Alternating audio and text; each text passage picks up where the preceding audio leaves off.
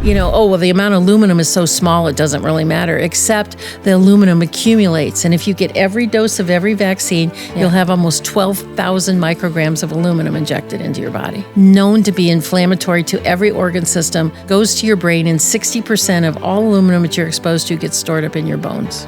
And they put that in there to replace mercury. They did. Which was another poison. Exactly.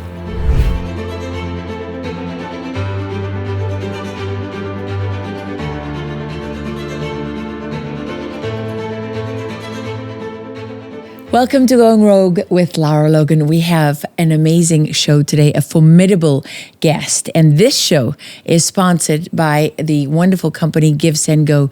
10 years ago, GIVESENDGO was founded with a very simple but powerful idea by a great couple, actually, brother and sister.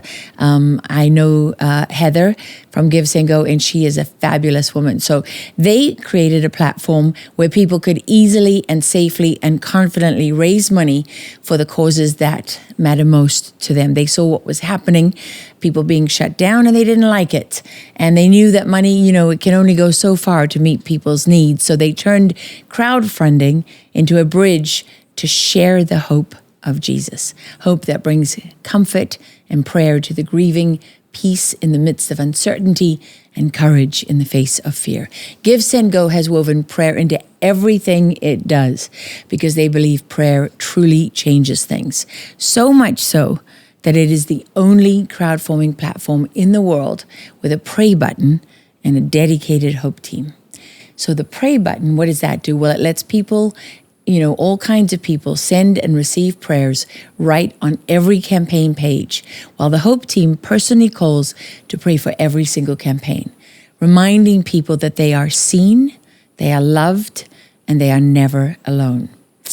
Today, GIVESENDGO stands as a symbol of faith and freedom, empowering people to live out that same mission of sharing hope and stepping in to make a difference. So if you see someone in need, or you want to rally support for a cause that is close to your heart, visit givesendgo.com/Lara and start a campaign today.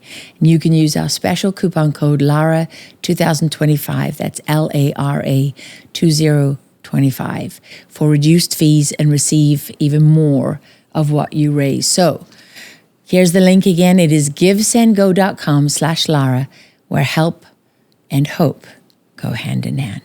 So now, to my guest, the amazing, the fabulous Dr. Sherri Tenpenny. Sherri, you are a force, and I have a feeling that a lot of our viewers out there already know who you are. You need no introduction, but man, you are bold. And it is quite incredible. So first of all, you're smart, smarter than most of us, because you figured out, you're a doctor, medical doctor, and you figured out a long time before everybody else that vaccines, well, most other people, not everyone, but most other people, that vaccines were doing a lot of harm to a lot of people. You cottoned on to what was happening with Big Pharma decades before, many of us woke up to that reality.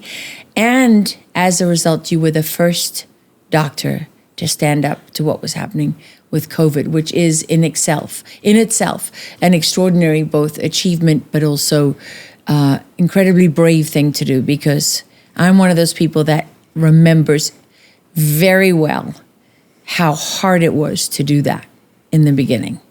Long before things came out and the pharmaceutical companies were forced to admit that they were hiding adverse effects and injuries and all the rest of it. Long before RFK Jr., right, was vocal on the national stage and the world stage, you were out there, and as a result, the Biden administration really hated you for that. And you have, you've done more than 60,000 hours of work on this. You have 3 books, including your latest book, which I want to say this here because, I get a lot of books sent to me, and I also get asked to report on a lot of books, and many of them are very worthwhile. But I have to say that going through your book, it's one revelation after another, after another, after another of things that people really need to know about. It is called Zero Accountability in a Failed System: How Big Pharma Weaponizes Vaccines, Public Health, and the Law. And those 3 pillars, I call them lines of operation, are really important for people to get their heads around. But I haven't read all of it. I have been through most of it. And I have to say it's an easy read. So people shouldn't be afraid of that. It is definitely an easy read. But I want to start out first, welcome and thank you for being so patient. Thank you for coming all the way to Little Fredericksburg, Texas, in the middle of nowhere. Although you do live in Ohio, so it's not exactly a metropolis. You're not coming from New York City. And but regardless, I'm very grateful to you for making this journey.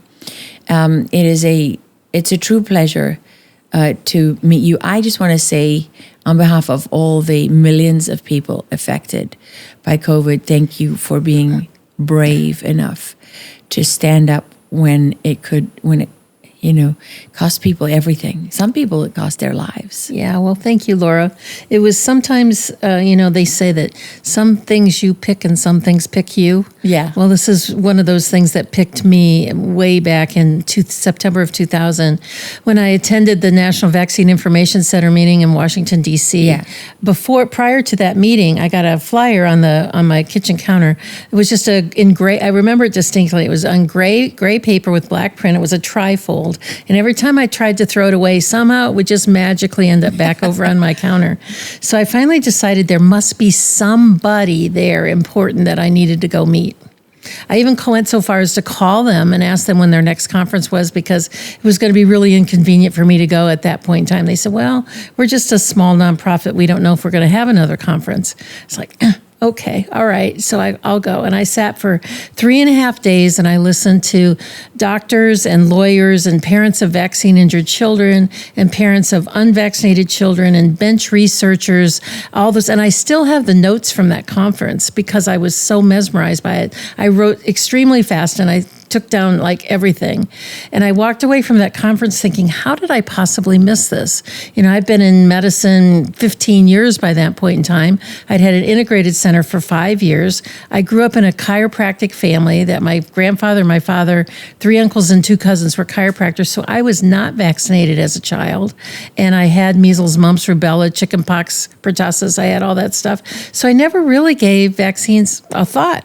I was a board certified in emergency medicine. I was the director of a level 2 trauma center for 12 years. And I gave away more tetanus shots like they were some special kind of candy or something.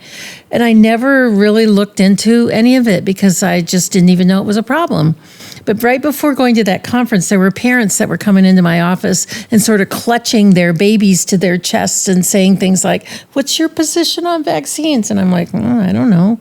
I didn't have any vaccines, and I think I'm just fine. I lived through all of those different things. And it wasn't until after I went to that meeting in September of 2000 that I realized it was such a big issue and a growing issue, because since the 1986 law was passed that gave the entire pharmaceutical industry liability, immunity from liability, the ramp up of the vaccine schedule had just really started in 2000, and it was just continuing to grow from there. And it was, and so when I came home, I said, well, maybe I better look into this. And that looking into it has become 25 years of research, well over 50,000 hours of time. It's almost like when I'm not asleep, I'm either reading or writing or researching something about vaccines to get parents to stop and just ask, what is it? Yes. What's coming through that needle? And is it really necessary? Well, you touched on a couple of things. First of all, I'm 54, but I grew up in Africa. And I remember, our parents, if someone got chickenpox, they took you to their house and so that you got chickenpox as a kid so that you were immune and you didn't get it older when it was, much more dangerous to your health. And they did the same with mumps and all kinds of things and measles. Yeah. Well, and we got the smallpox vaccine, but that was it. It was one vaccine, and your parents had the ability to say if you wanted to get it or not. So it kind of just, the whole thing that you're describing, where there was a dramatic shift with that 1986 legislation that comes in, and suddenly the pharmaceutical companies have immunity from liability. And then it goes off the charts. And so when I came to having my babies, I was 37 years old, 2008. And I figured, vaccines were good for you. And you were meant to vaccinate your child. Feeling tired, sluggish, or foggy lately? It could be that you have poor blood flow. Blood Flow 7 by Juvenon is scientifically designed to support healthy circulation, so you feel energized and clear-headed and vibrant again. It's packed with natural ingredients like nitrosigine and S7 and transresveratrol. Blood Flow 7 works by boosting nitric oxide levels, a molecule that relaxes blood vessels, helping your blood flow freely to every corner of your body. That means more oxygen and nutrients to your brain and your heart and your muscles, and even places that need a little extra help as you age. With just 1 dose a day, you can reclaim your stamina, support your heart health, and improve overall vitality, all without caffeine or stimulants. Try Blood Flow 7 today and feel the difference where it matters most, inside your veins. Visit www.bloodflow7.com/Lara. Again, that's www.bloodflow7.com/Lara. Well, when the 1986 Act was passed, that gave the pharmaceutical industry liability protection, so that if you or your children had a reaction and a serious injury, then you could file through what we call the vaccine court, which was the federal court of claims, for a compensation for taking one for the team. It's kind of how that was. Is that VAERS? Well, VAERS is part of it. VAERS is part of the Injury Compensation Act. VAERS is a way of tracking what the injuries were. The Injury Compensation Act would just say, if you could, you got a shot, and you had a reaction, you could fill out a form and file it with the with the Federal Court of Claims, which we call Vaccine Court. Well, remember at that point in time, there were only 3 vaccines. There was MMR, DPT, and polio.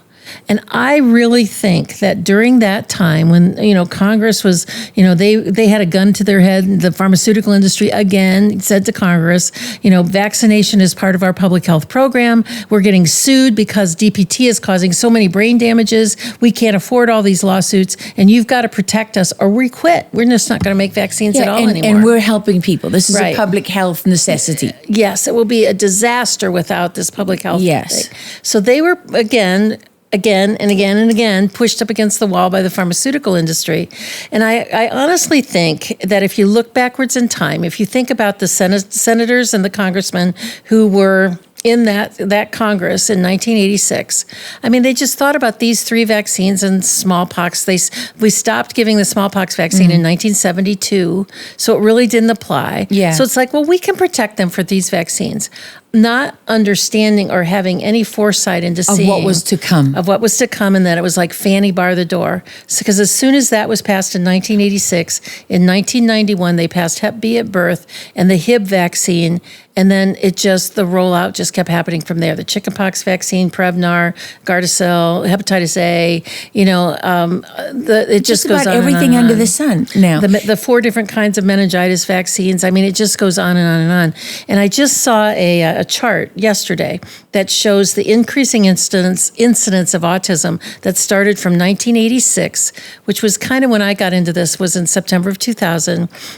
When I remember talking about that, the incidence of autism at that point in time in 2000 was about 1 in 150 children, which was a travesty at that point. And now it's 1 in 30.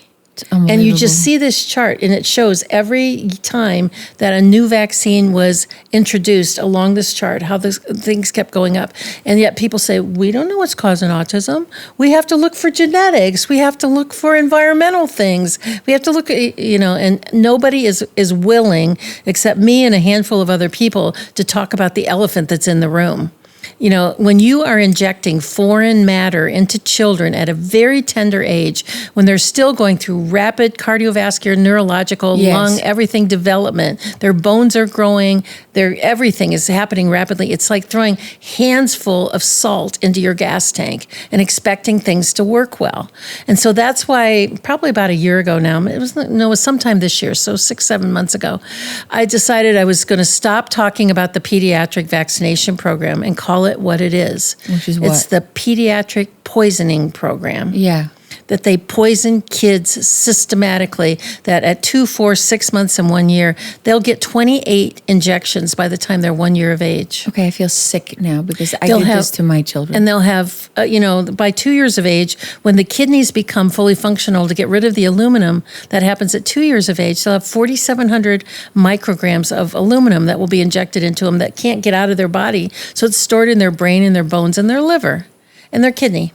And so we are poisoning children. It's the pediatric poisoning program. And for adults, it's the adult assault program. We now know that the flu shot doesn't work. The huge study that just came out from the Cleveland Clinic that said that there was over 2 million in this study, I believe. And they said that if you got a flu shot, you were more likely to get the flu. Yeah, there was another study that came out just a couple of weeks ago that if you got the pneumonia shot, you were more likely to get pneumonia and die. And so all of these things are now, the truth is like all the cracks in the wall are starting to come out that we've been begging to see for 25 years. Is studying to be an EMT, and she was mandated by the college in Texas. She had to get the flu vaccine. Otherwise, and I pushed back, and her and we argued for weeks. We went back and forth, and she said I made her go back to the college and ask again and again, and they said she will not be allowed at the hospitals and the emergency clinics and all the places where an EMT has to work if she doesn't get the flu shot. And I said, but why? You're being given a vaccine for last year's flu, which is no longer relevant, and you are at least 30% more likely to get flu this season as a result of getting that shot. It is damaging to your health. Plus, you don't know what else is in there. Right. And she said, I cannot be an EMT. I cannot finish my studies at this university if I do not do this. So I'm getting it. There was another thing that just came out within the last couple of days about mandates that people that declare a religious exemption, that religion supersedes medical mandates. And so they are going to have to reinstitute the religious exemption across the country. Well, do you know that in the state of Texas, I had to go to the state to get an exemption, a religious, or not just a religious exemption, any exemption. Yeah, it's the way it You is have to in go every to the state and get it. It's still that way. You can't even just tell the school, I don't want this. It's, every time we talk about vaccines, I always have this visual image in my brain of just these wicked people dressed up in like black hats and, boil, toil and trouble, looking big like vaults, Anthony and Fauci. they're just vaccinating. Because it's not only children. I mean, there's 77,000 live births per week in this country, and 90% of them are injected at birth with vitamin K, hepatitis B, and several of the vitamin K shots have aluminum in them. 2 of the 5 do. What is vitamin K for? Well, vitamin K is supposed to keep you from having brain bleeds, but it has other types of ramifications. Children are supposed to not be coagulable when they're born. Because think about it. You got something this big going through a hole this big, and they get squeezed all down in there, so they have microscopic tears all over their body. It's just normal. It's just part of birth. And what the body does then is it sends stem cells into all of those places to heal everything. And when we stop that, we make them more clottable. We stop the blood flow. We slow down that healing process.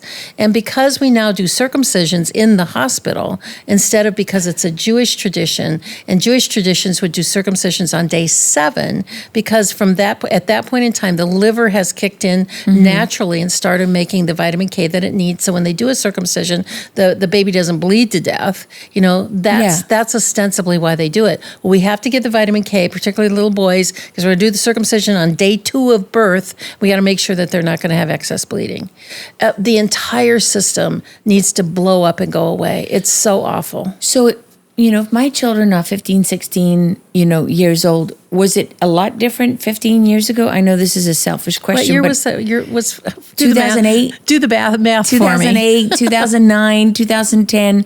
I mean, has a lot changed just over the last decade and a half? Yeah, it has. 2006 is when they introduced Gardasil. They started the 4 different types of meningitis vaccines about that time. The most recent has been RSV that they've added And then, of course, the COVID shots that they tried to coerce everybody, all the children and everybody into getting. Yeah, that was when I was done. Yeah. COVID shot pushed me over the edge, opened my eyes, and I think there is just a lot of people in this country who feel that way. COVID really was a revelation for many. You know, I kind of call that one of the gifts of COVID. I think some of the gifts of COVID include it pulled back the curtain on our government, and we saw how really awful it is. It pulled back the curtain on our healthcare industry and saw how murderous it is. Yes. And how doctors don't think anymore. They practice algorithm-driven medicine, and they make they just do that. And it pulled back the curtain on vaccines when people saw how awful the COVID shots were, how many people were injured, how many people died from those shots. Yes. And people still had babies during COVID, and they didn't go to the doctor because either the doctor wouldn't see them or they didn't have their health insurance or they were in lockdown or something. And now the baby's 3 and perfectly healthy and didn't die. They don't have chronic ear infections. They don't have eczema. They don't have asthma. Not allergic to nuts. Yeah, and they look. So now they're going to have another baby, and they go, well maybe the rest. COVID was bad. Yeah. Maybe I ought to look into the rest of these vaccines too. And they are. Yeah. And we've got the lowest vaccination rate amongst young parents ever. Well, that's good. I'm so grateful for that. You know, I asked after COVID, you know, when I went back to the pediatrician and there were still vaccines on the schedule, and I said, I want to know what's in it. And they said, oh, you know, the doctor will call you. Here's the list of the ingredients. The doctor will call you. So when I talked to the doctor, he said, well, there's a new adjutant that is much safer. I said, safer than what? He said, well, safer than the aluminum adjutants. I said, so does that mean that the aluminum adjutants I've been giving my children were not safe? And he just, you know, he looked at me and he shrugged his shoulders. It's because what is he supposed? He's telling me yes, obviously, you know. But it's like, okay, but you didn't tell us then that they weren't safe. In fact, we were told the opposite. We were told trust the science. This is for the greater good and for the good of your child and your family, and that was a lie. That's why in my book, there's a whole chapter called "Sacrificed for the Greater Good." Because people trusted the science and did what they were supposed to do. Because they put a gun to our heads and said, if you don't trust the science, we're taking you out. Well, people just, they bowed their knee to a pharmaceutical product instead of bowing their knee to God.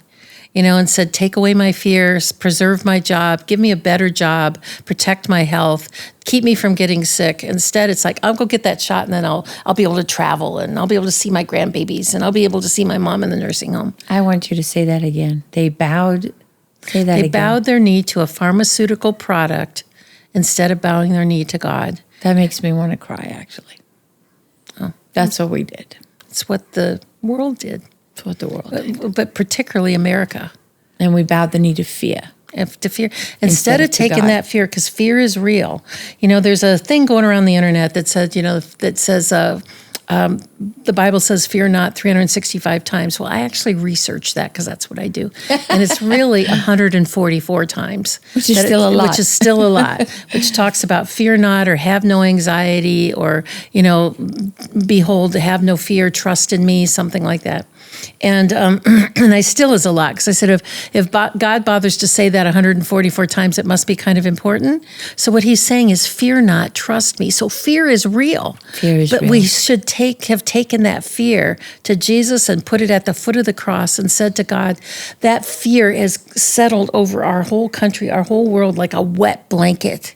Please take it off of me. It's choking me. I'm so afraid. And he would have.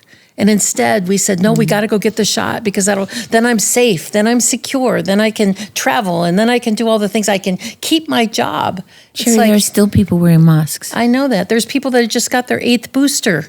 Seriously. I know a friend of mine was talking about an uncle of hers that just got the 8th booster. I don't understand. When the COVID came, I talked about the myth of the mask, the nonsense of the PCR testing, or the nonsense of the social distancing, the fraud of the PCR testing, and all of the complications and problems associated with these shots. The heart attacks, the strokes, the myocarditis, the renal failure. And then I divided it into 3 categories. The first category was sudden death, the people that died within the first 48 hours. The second category is illness and injury caused by the spike protein that was going to develop over a 3 to 5 year period, which is what we're seeing now. The brain injury, the Alzheimer's, the dementia, the myocarditis, the renal failure, the diabetes, and all those things. The third thing is massive autoimmune disease. I had 2 immunologists who told me very early on that within 10 years of these shots, that we are going to see a massive amount of autoimmune disease that is not going to respond to any of the known drugs. So they have to come up with new, novel saRNA type of drugs to treat it. And let's guess, what's the chances they haven't already got a bunch in the pipeline? Exactly, they already do. And then the fourth category, which you sort of alluded to, is all the cancers and all of the infertility stuff that's going on. The turbo cancers, we never even had that. We never even had that term in any of healthcare prior to COVID. And the reason they call it a turbo cancer is from the time you're diagnosed till the time you die can be a matter of months, weeks, or sometimes days.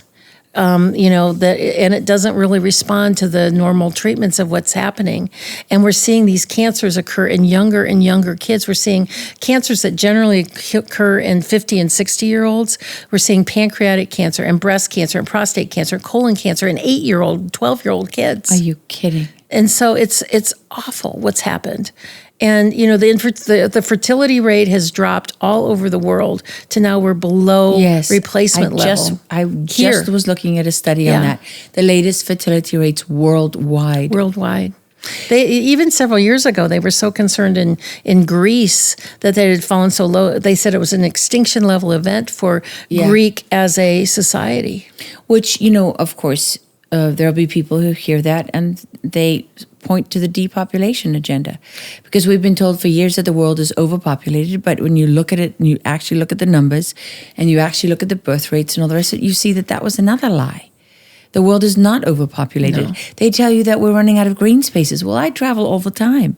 And there are, I go through wilderness areas, from here to Timbuktu. The world still has massive wilderness areas. There's a lot of wilderness areas between here and Dallas. I know, I drove through them.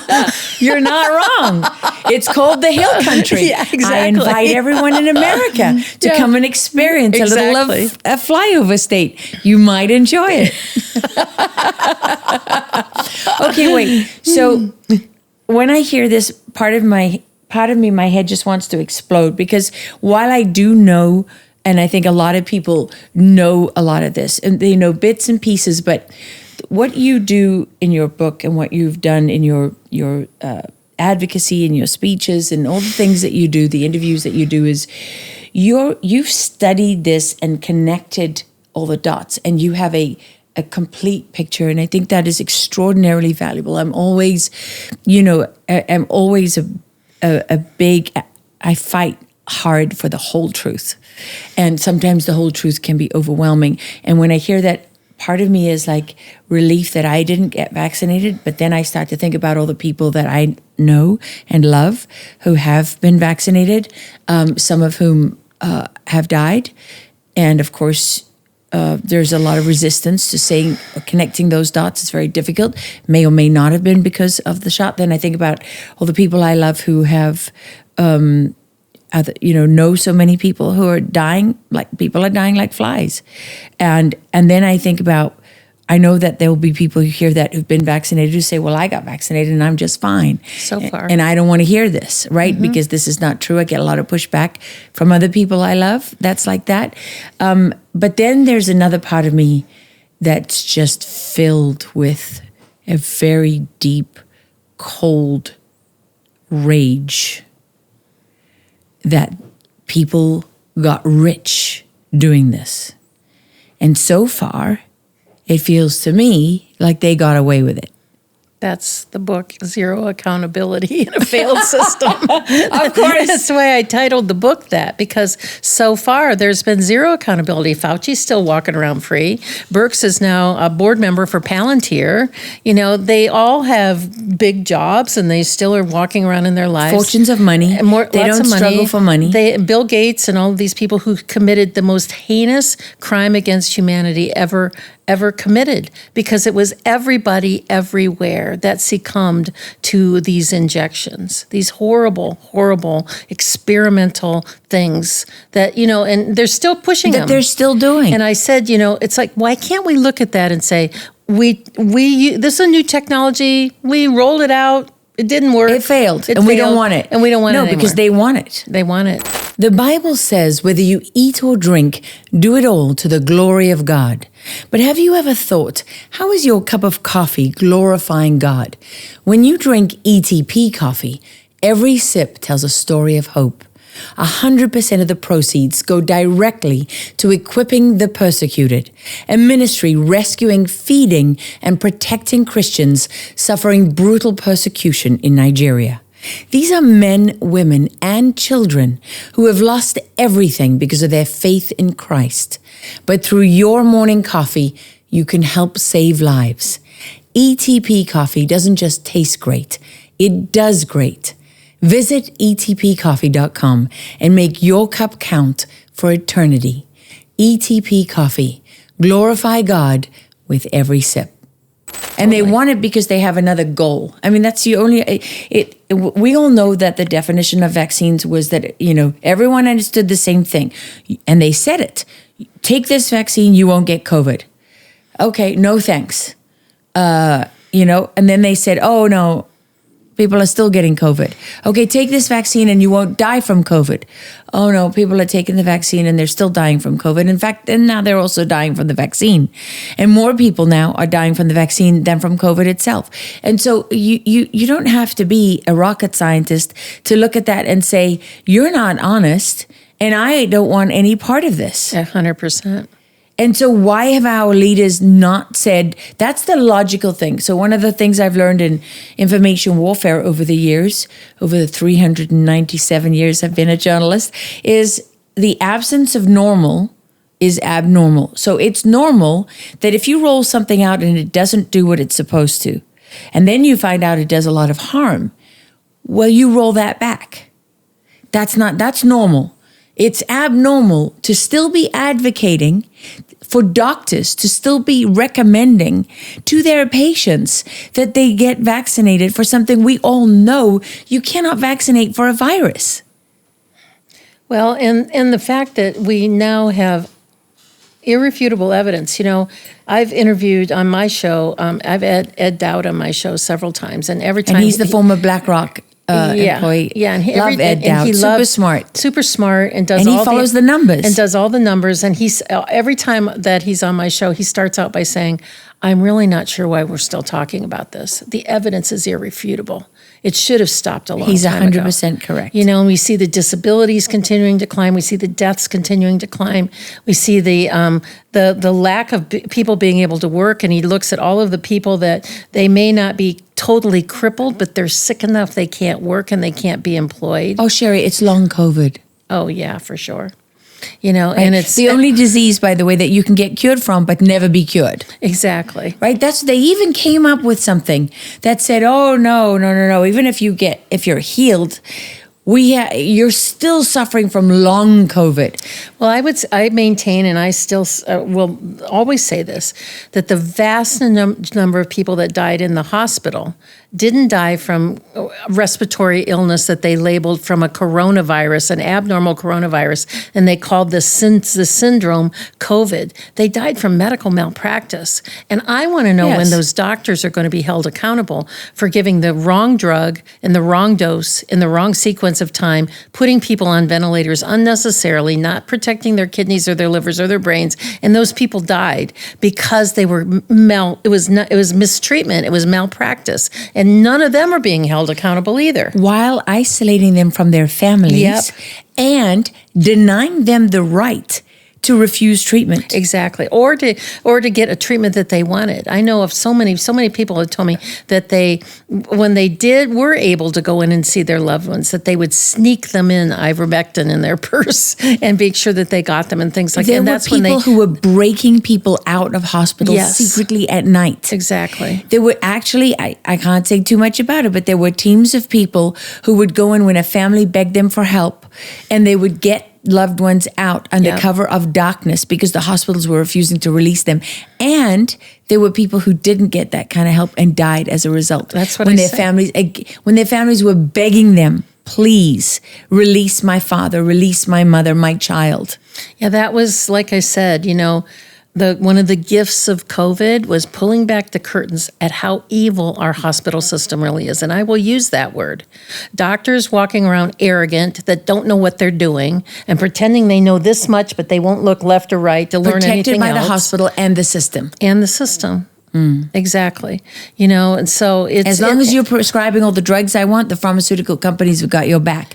And you'll be getting a nice award, Physician of the Year, right? And so on and so on. Well, and then after the 1986 Act, I mean, how this whole book got started was one of the other books I wrote, it's called Fowl, F-O-W-L, Bird Flu, It's Not What You Think. And it was really an environmental book about the bird flu pandemic of 2005. And I actually was writing it in real time.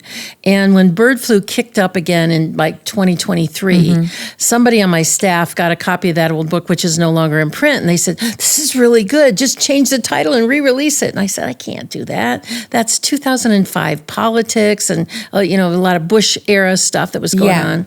But there's good stuff in there. And I started looking at it and I thought, I see the pattern here. What they did in 2005 when they passed the PrEP Act. The PrEP Act is the cornerstone linchpin of all of the stuff that happened during COVID. And it was passed in 2005 in the dead of night at 11:30 at night when everybody in Congress had gone home and Senator Fritsch and Harch went across and attached it on the back end of a defense appropriation bill. That's what they do. And nobody looked at it. That's what they do. They attach it to other legislation when no one is looking. And Representative Obey was the last person to lead. He was the lead on the Defense Appropriation Committee.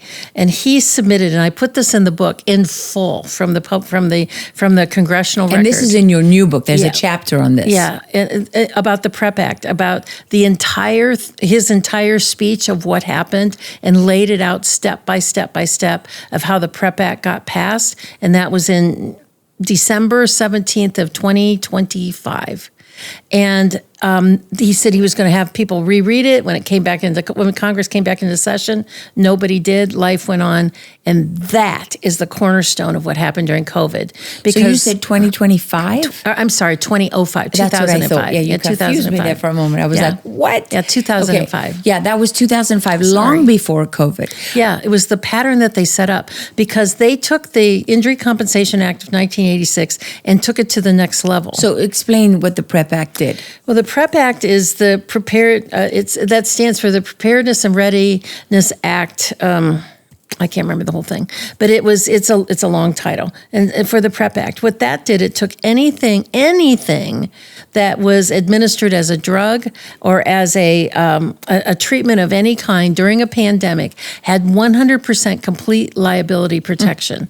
And they were called covered countermeasure. Well, as you know, a countermeasure is a military term. Yes, and absolutely. so all of these things, like it didn't matter if we were talking about ventilators or remdesivir or the swabs that went up your nose or anything that happened during that time had 100% liability protection and still does.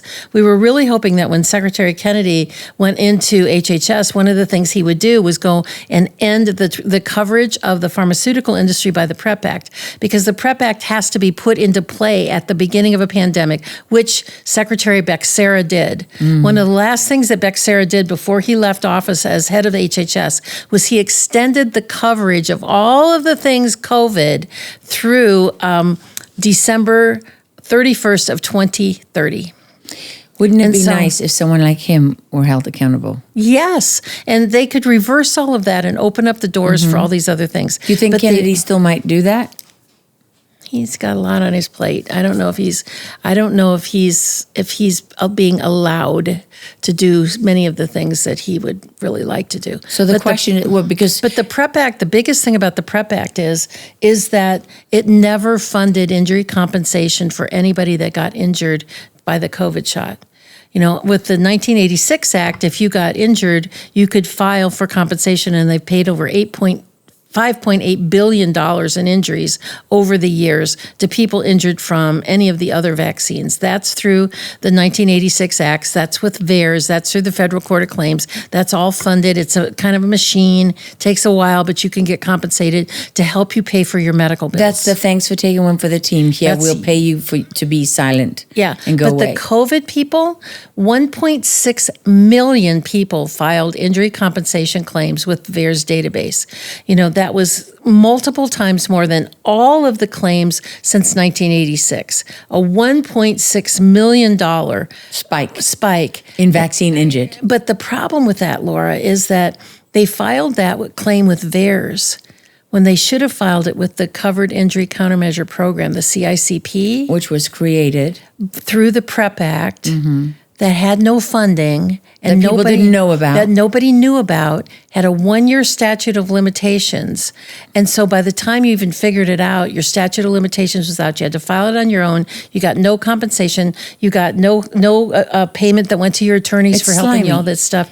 And all of those. They created a system that they knew people would get lost in. And so far, because it'll never change because the statute of limitations has run out, they adjudicated 40 cases. And of those 40, 2 got sizable compensation. One was for a blood disorder and the other was for a myocarditis. So if you take those 40 injuries that they adjudicated, you take out those 2 high-paying ones, take out the outliers, average, the other 38, the average payment for medical bills of these severe injuries was $4,000. It's crazy. An average ER visit in the United States for anything ranges somewhere between $9,000 and $12,000 one time. But that's 40 cases that they've adjudicated. That's it. There's not going to be any more. Because they were only operational for a year. Because the statute of limitations ran out 1 year from the time you got injected and claimed that you had injury. When most of those people didn't even realize for months. Didn't even know. That all of the symptoms they were having came from that shot. But also weren't most people reporting to VAERS because they didn't know? Yes. That's what the 1.6 million. It's like I use this example in the book. It would be like going to the Department of Bureau Vehicles and asking to buy a plane ticket. Can't buy a plane ticket there. Both has to do with transportation. Yeah. But you can only renew your driver's license there. Yeah. You can't buy a plane ticket there. Right. So when you take your injury from COVID and put it into VAERS, they're not going to adjudicate it because that's not where you were supposed to file. You're supposed to file it and over no one here. tells you. And nobody tells you. They didn't even respond with letters that said you need to file at this place. Nope. But there's no compensation for it anyways. There's no injury compensation table. There's no money funding from Congress. They have filed Whereas those things exist for all the other vaccines. Yes, and they filed at least twice. There's been 2 different representatives, and I talk about that in the book, of how they filed. They put a bill in motion even before COVID to create funding for these injuries that might happen from a pandemic vaccine. Never moved out of committee. Okay, is there a different table of compensation for every single vaccine? There's one table that has all the vaccines listed on it. But it doesn't list COVID. No, it's a different program. It's like I said, it's you amazing. can't get a plane ticket at the Bureau Department where you go to get your driver's license renewed. It's a completely different program. It has nothing to do with it. And it was set up, in my opinion, intentionally to be that way. So all of these people that got injured and died, there's no death, no deaths have been paid, no serious injuries have been paid except for 2. It's nothing. unbelievable. They thought of everything when they set this up, didn't they? And that's what when I talk about it in the book, it's like this recurrent playbook that they use over and over. And each one of the pandemics, they just make it a little tighter, a little bit more pharmaceutical friendly. Well, look what they did with HIV. Fauci was the person at NIH that signed off on AZT as the wonder drug. This was supposed to be the panacea that would cure HIV. And what ended up happening is people didn't know that their loved ones were dying from AZT because it mimicked the progression of HIV. And so they thought, they're dying from HIV, but no, they were actually dying from the drug. And it's incredible that it all goes back to Fauci. And RFK Jr. documented all of this in his book. He's not the only one. I mean, Yeah. Then NBC News was one of the people that broke the story. I think it was in the 80s about AZT and HIV and how Fauci and NIH were testing those drugs on foster kids. And by the way, Black and brown is the way they put it, African American and Hispanic foster kids. I just want to imagine a world in which it's okay to test pharmaceuticals on children who have no family, no parents, nobody to fight for them. And then on top of that, you pick on minority groups. Wow. And everyone wants to forget that history. There's an extraordinary, you would think that NBC, having broken that story, being one of the main people leading that from the beginning, would, they have access to that in their archives. Right. You would think that they would, wouldn't that be a reasonable question to ask Dr. Fauci? Yeah, but you don't bite the hand that feeds you. Yeah, well. And so when we started in the 90s allowing the pharmaceutical industry to advertise, and it became something like, 60% of... That only started in the 90s? I think so. I could be wrong about that date, but it hasn't been forever. It's started after that. And then the United States and New Zealand were the only two countries in the world that allowed pharmaceutical advertising on mainstream media. And all of those dollars kept mainstream media going. And you can't run a story against the pharmaceutical industry if they're the ones who are paying your bills. Okay, so I wanted to start out, this interview by talking about the government shutdown, because this is affecting everybody. You mentioned, taking the step back and then attaching that to another bill. And this is kind of, we're looking at these games in Congress right now, right? Where you've got people, Democrats particularly, but I'm sure there are some Republican things too, people trying to attach things to this continuing resolution. And what is it that Democrats are asking for on the medical front related to this bill that you know about? Well, one of the things that are tagged on, they want to remove $50 billion in funding to rural hospitals and rural communities. They want to shift that money and more, billions and billions of dollars more, into doing trans surgeries in Puerto Rico or in the Dominican Republic, or they want to reopen up all of those things that we shut down through USAID, of all those ridiculous things that our taxpayer dollars were funding all over the world. They want those opened up, and they want money for huge sums of money for health care for illegal aliens and undocumented people that are not U.S. citizens. And that's the main stumbling block. And the Republicans are saying, no, we're not doing that. And then that's what the big standoff is. So in the meantime, then, who suffers? Everybody. The WICs for children, food for families, TSA workers that are working without pay. There were like 13,000 air traffic control people that are laid off now because they're not coming in because they're not getting paid. 7,500 people at TSA. I heard on another interview that the Democrats said, we're just going to shut down the whole country. We'll stop all airfares, all transportation of food, all gasoline, all this stuff until we get our way. They're just absolutely, they said, we never had this much leverage before, and we're taking it to the mat. It's really not a surprise to me, living in a rural area, that they're trying to take money from rural hospitals, because we have seen big, sort of health management companies moving into the rural areas, right, buying up rural hospitals. And what are they doing? They're not making them better. They're running them into the ground and shutting them down, because what they're doing is forcing us. So no babies, if you imagine, if they get their way and they shut down all these rural hospitals, there won't be babies born in rural towns anymore. Babies will only be born in the big cities, unless you have a midwife and give birth to your child at home, which doesn't happen a lot in the rural areas. Your babies will all be born in a big city where you can do what? You can mandate vaccines at birth. You could mandate a chip at birth if that's where it goes. A digital ID. Or you and I were just talking about this other program. Yeah, they're talking about Now there's just NIH just allocated $14.1 million, and there's a matching program in the state of Florida where over the next 3 years in Florida they're going to do heel sticks. You know how they do heel sticks on babies now, and they look for PKU and some of these others. So as soon as baby's born, they poke them in the heel and get a drop of their blood. And the drop of their blood, they test it for some genetic mutations like PKU and some other things. There's like 14 different things they test for.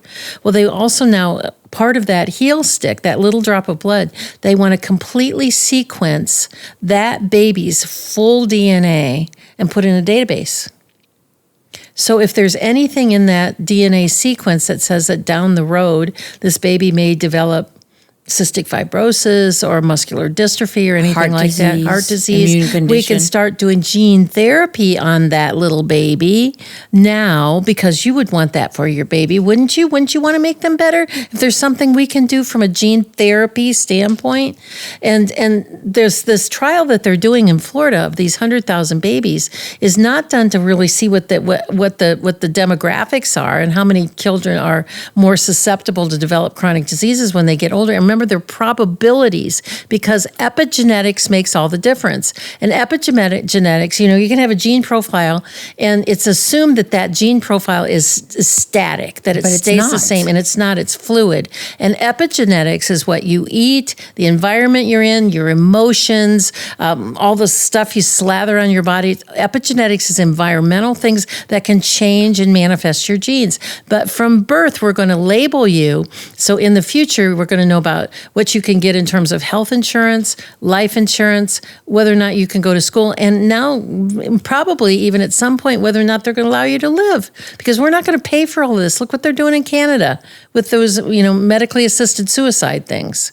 And so this is really, really, it was the scariest, most devastating thing I ever was I learned about this at a conference I just went to. And it's like really frightening that they're going to look at those 100,000 babies, not to determine what their genetics look like, but how willing was the mother to accept this testing. Just like how willing were we to social distance, give up our civil liberties and our constitutional rights. And so once they find out where the sticky points are, they can target that. Then they will target that with with an their information campaign, with their marketing and all that stuff. Yeah, and a targeted fear campaign and a reward campaign and whatever, all the other things that they do to manipulate and move human behavior where they want it to go. Yeah, China is already, I guess this is coming out of China, because China has already determined that 100% of their population is going to be DNA cataloged. And so apparently this is like a rollout from what they're doing in China. And it's the most... I am so tired. China's under every rock right now. I'm sick to death of it. Yeah. Or hiding behind every bush, right? Yes. And it's really... every time you turn around, it's like drug addiction, it's funded by China. Oh, precursors, chemicals supplied by China, and so on. It's just, it's really, really, really frustrating. And it's just what's just so frustrating to me more than China putting its nose underneath their camel's nose underneath our tent is the fact that people here are just going along with it. I mean, there is such, in my opinion, such apathy in this country. And, the opposite side of, success is not, being lazy. Where there's a downfall of the country is really apathy.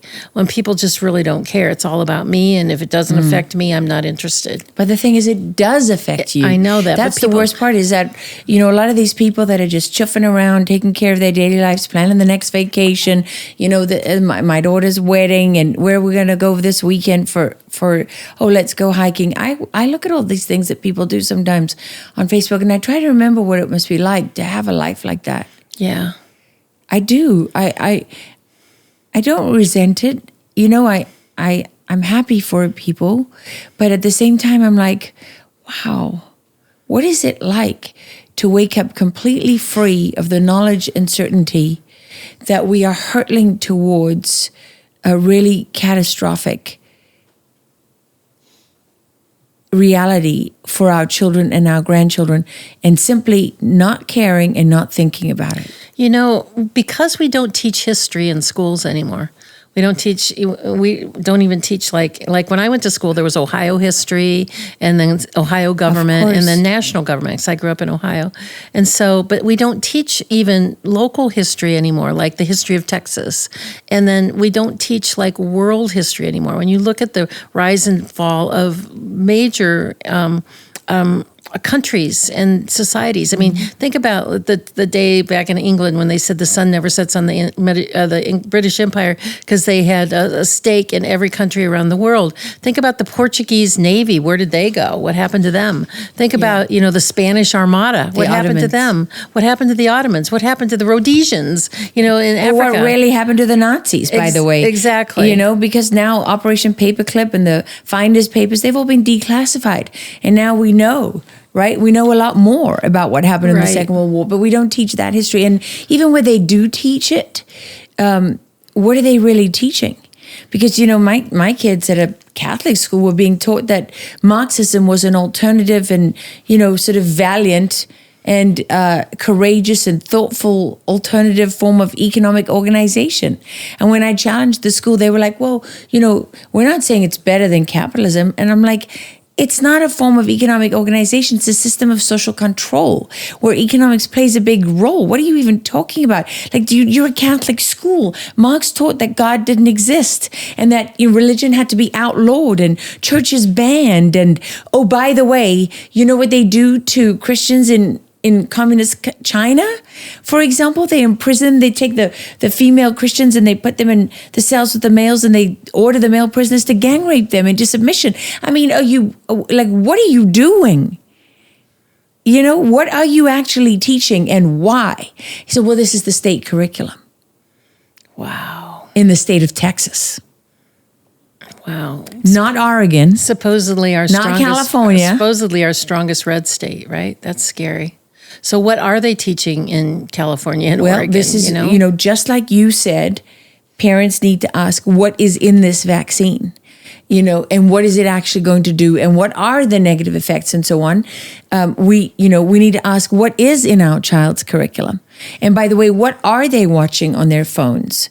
And what is in their video games and memes and chats and Snapchat and Instagram and all the rest of it? What is it they're being exposed to? And by the way, what is in their TV shows? But the problem is the weight of all of this is overwhelming.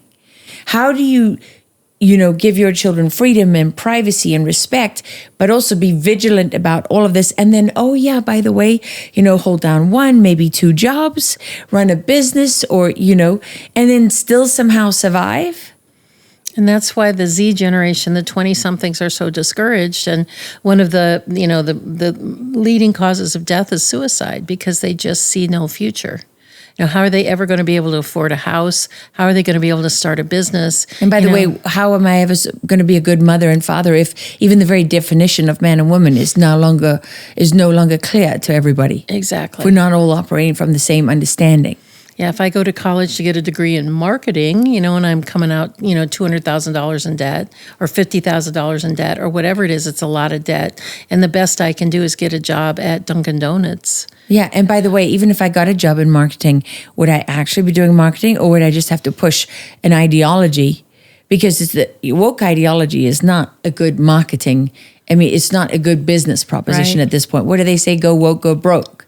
Look at I want to say Cracker Barrel and and others. For sure. What you're seeing in the market actually is that there's millions and millions and millions of people in this country who do not respond to this kind of marketing. And yet, it's insufferable watching commercials these days. And then you would think everybody in this country was gay and black. And then you've got the AI thing that's coming into play, that so many people are getting outsized and downsized from their jobs because AI is taking over their jobs. And that's another really frightening thing. I was just talking to a cab driver, an Uber driver, yesterday about this. That his son is just lost his job because he got outsized. He's in IT that got replaced by a robot, got replaced by AI.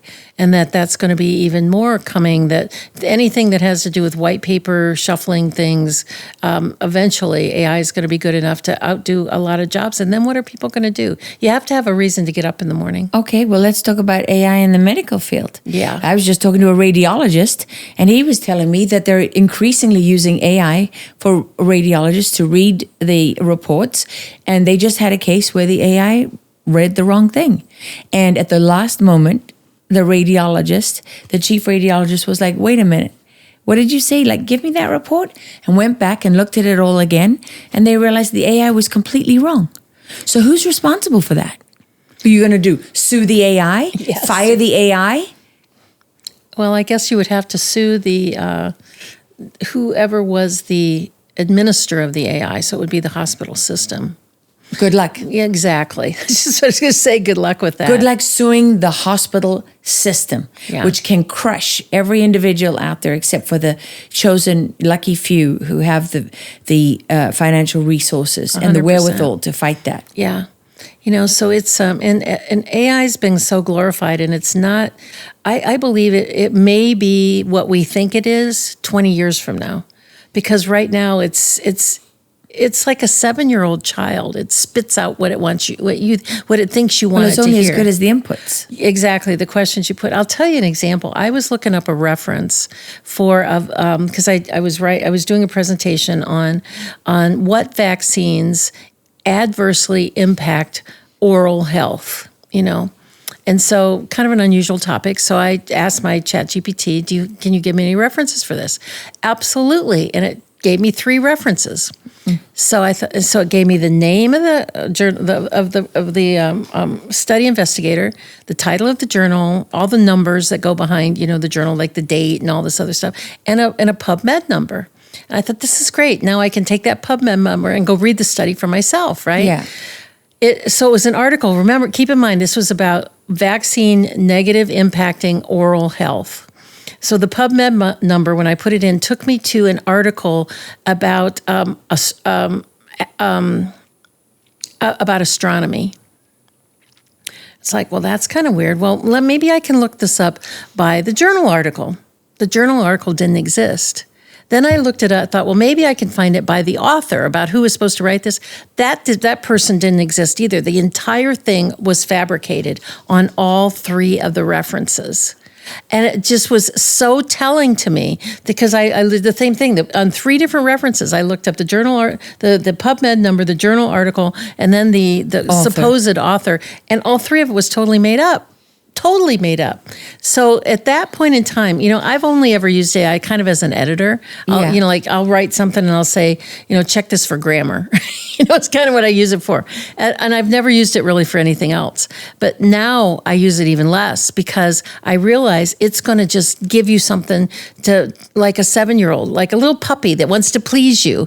And so depending on what questions you ask it and how you ask the questions, it will give you back what you want to hear. So I say that to your listeners and everybody. If you're using any of the AI tools, if you're using, ChatGPT or Grok or whatever that you're using, be very careful. And I don't use any of that. And use a double check all that. I use it as an editor. Because I think everybody needs a good editor. Everybody does need a good editor. It's true. And I know there's lots of efficiencies, and I'm very unpopular, and I'm probably a dinosaur, and I will be overrun by the stampede towards AI and efficiencies and everything else. But I think it's horrible.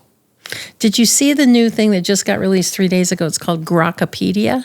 No. That is the blowback against the horrible left awful thing of Wikipedia that's just awful. Yeah, so you get a right-wing version of the left-wing propaganda. Actually, what I was reading some reviews about it. Great. They said the thing about it, it's very accurate. And For now. This is the thing, is they suck you in because it's very accurate. And then when does it not become accurate? But it doesn't. And how do you know? Do you vet everything you read on there? Well, the people that were giving these reports were reading their own Grokopedia page. And they were saying that was accurate. Yeah. And it wasn't left or right leading. It was just a statement. I know, but that's how they hook you in.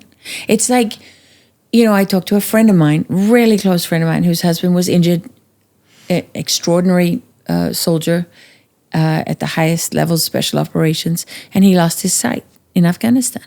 And I said to her, his wife, I said, if they could give him, if he could see again, if he could have bionic eyes and see again, would you do that knowing that they could pipe anything into those bionic eyes and he would never know if what he was seeing was real or not real, when it was real or whatever? Somebody else would have power and control over what he could see. And she said, yes. She said, he's never seen our youngest daughter. Wow. And he would do anything to see her.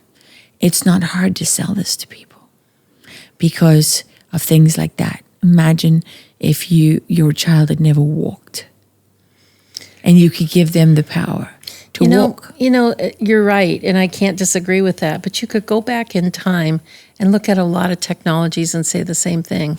I mean, when they went from horse and buggies to Model A Fords, who were the people that screamed the loudest historically? Yeah. They were the whip makers union. Yeah, because people weren't going to be on horses anymore. There's one difference, though, Sherri. The technology that we're talking about has never existed to give such a tiny group of people absolute control over the rest of humanity. You can control people's access to food, to medicine. That's what the central bank digital currency will do, for sure. To life itself. And, the UBI, the Universal Basic Income, I was talking to the same guy that was in the cab. It was like a 35-minute drive. He was talking about, well, we all need to have a universal basic income. I said, do you really understand what that means? And do you really realize that they can turn that on and off whenever you misbehave or look at a Facebook page you shouldn't look at, or you get in your Tesla that he was driving me in, and suddenly the Tesla decides to drive you in a different direction because you have misbehaved this week and they're going to take away your UBI? He said, they wouldn't do that. I said, well, maybe you ought to do a little more investigation about that. Wow. Yeah. That's the problem is that a lot of people think, well, my doctor wouldn't lie to me. Exactly. My doctor wouldn't tell me to take this COVID shot if it wasn't good for me. Or if it wasn't safe. If it wasn't safe. They wouldn't be telling me, they wouldn't be taking my newborn baby out of my arms and taking blood from its heel and vaccinating it if it wasn't safe for my child and better, right? That's really what people, and an extraordinary number of people, in spite of the revelation that COVID brought, an extraordinary number of people still cling to that. It's almost like it's a foundation of your life, that if I can trust and be secure in the knowledge that my doctor is good and my lawyer is just going to practice law, not politics, and my journalists are just going to tell me the truth, they're not going to shove propaganda down my throat. My life is a lot more manageable. But if I now am responsible, because this is what it does, right? I can't just sit there and listen. I now have to think critically. I have to put some work in here. Did the White House really say that? Well, if I want to, I can go to the White House's website and read the press release, or I can look at the clip. Is that actually what, President Trump said? The way it was reported. All of this puts responsibility and onus on us. Even going to the grocery store now and doing self-checkout, I now have another job to do. It's everywhere we go, we've got more work. Even logging in to your devices these days puts an extra responsibility on you. And now it's with my health records. I've got to manage my digital records. I've got to, you know what I mean? And so more and more and more, the weight and responsibility for these things and figuring out the truth is being pushed onto us. And I think that some people, it's just too much. I think that's true. I think that, and that's why it's just easier to say, I don't want to know. I'm not going to take responsibility for that. I'm not going to try to clean up my life. Years and years ago, this was probably 20 years ago when I was first getting real into the whole vaccine industry and doing all of my research. I have a physician assistant who's worked for me all these years. She's worked for me almost 30 years. And, early on, so we would go out every Tuesday night after work, we would go out to like a Mexican restaurant. We'd have a couple margaritas and some chips and stuff just to talk. And I remember I was telling her about all these things that I was finding out. I was discovering all this stuff and looking at all this stuff. And the government did this and the government did that. And she said, how can you live like that? She said, if I thought the government was out to get me, she said, honestly, I'd put the blanket over my head and never leave my house. If I really thought that I wasn't going to be protected at some level, and she's a smart gal. She said, I don't think I could ever leave my house again, knowing that my doctor didn't tell me the truth, or that this was a lie, or I couldn't really believe what the journalist said, or I couldn't really. She said, I don't think I could ever live in my life again. That's one of the biggest issues that we face. And that was 20 years ago. Because that's a human condition. And now think how far we've come. Yes. Along that continuum. I can't enjoy Halloween anymore because I know how many kids are trafficked on Halloween, and how many black cats are murdered by Satanists, and how many satanic rituals and occult traditions revolve around this holiday. Then you got the Super Bowl. Oh, well, so I work in the trafficking industry. Speak to anyone. They'll tell you more girls and kids are trafficked and raped around the Super Bowl than any other single event in this country. So now when I look at the Super Bowl, I'm not thinking about who's performing at the halftime show and who's going to win. I'm thinking about how many children are going to be raped that night. And then you watch a movie and you see these stars and you want to know, what did they have to do to get where they got to? Like, what doors into what dark worlds in Hollywood were only open to them if they agreed to go along with certain things. Yeah. You look at the politicians and you're like, oh, wait a minute, why you're voting that way on that bill? What did they get you for? Was it pedophilia, or did you take the money? Or you cheating on your wife? Like, which one is it? Because you start to see beyond the surface. And one of the worst ones of all is you look at your doctors now and you're like your pediatrician. How much money do you make from vaccines? How much money does the average pediatrician make from vaccines in the United States of America? Well, they get. There's actually courses that pediatricians can take that show them how to maximize their billing, so that they can bill for an office visit, they can bill for counseling, they can bill for drawing the vaccine up in the needle, out of the syringe. They can for each one that's administered on that time, they can bill for that. So there's actually courses that are designed for pediatricians to maximize their billing on a vaccination day. So that all adds up. Think about how many vaccines, because that's all they do. That's all they do in a doctor's office these days, a pediatrician's office. I'm not sure why any parent would take their kid in there, because all they really want to do is vaccinate. And so because you think that your child needs that to be safe from those things. Well, that's why parents do it.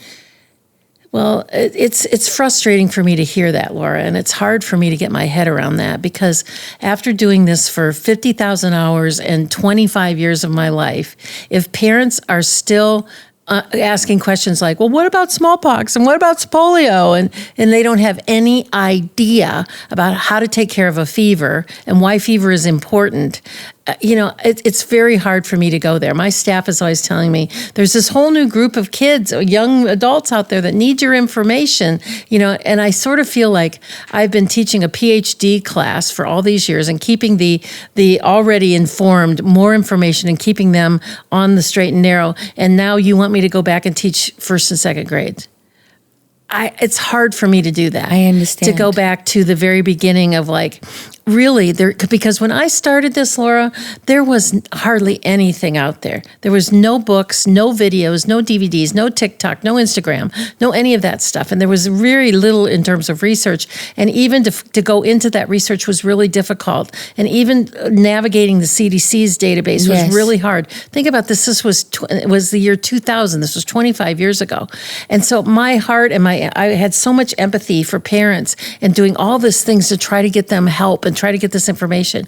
Now there are literally dozens of books. There's websites. There's all sorts of videos. There's YouTube channels. There's Instagram things. And if parents don't care enough about their kids to find out, what do I do when the kid gets a fever?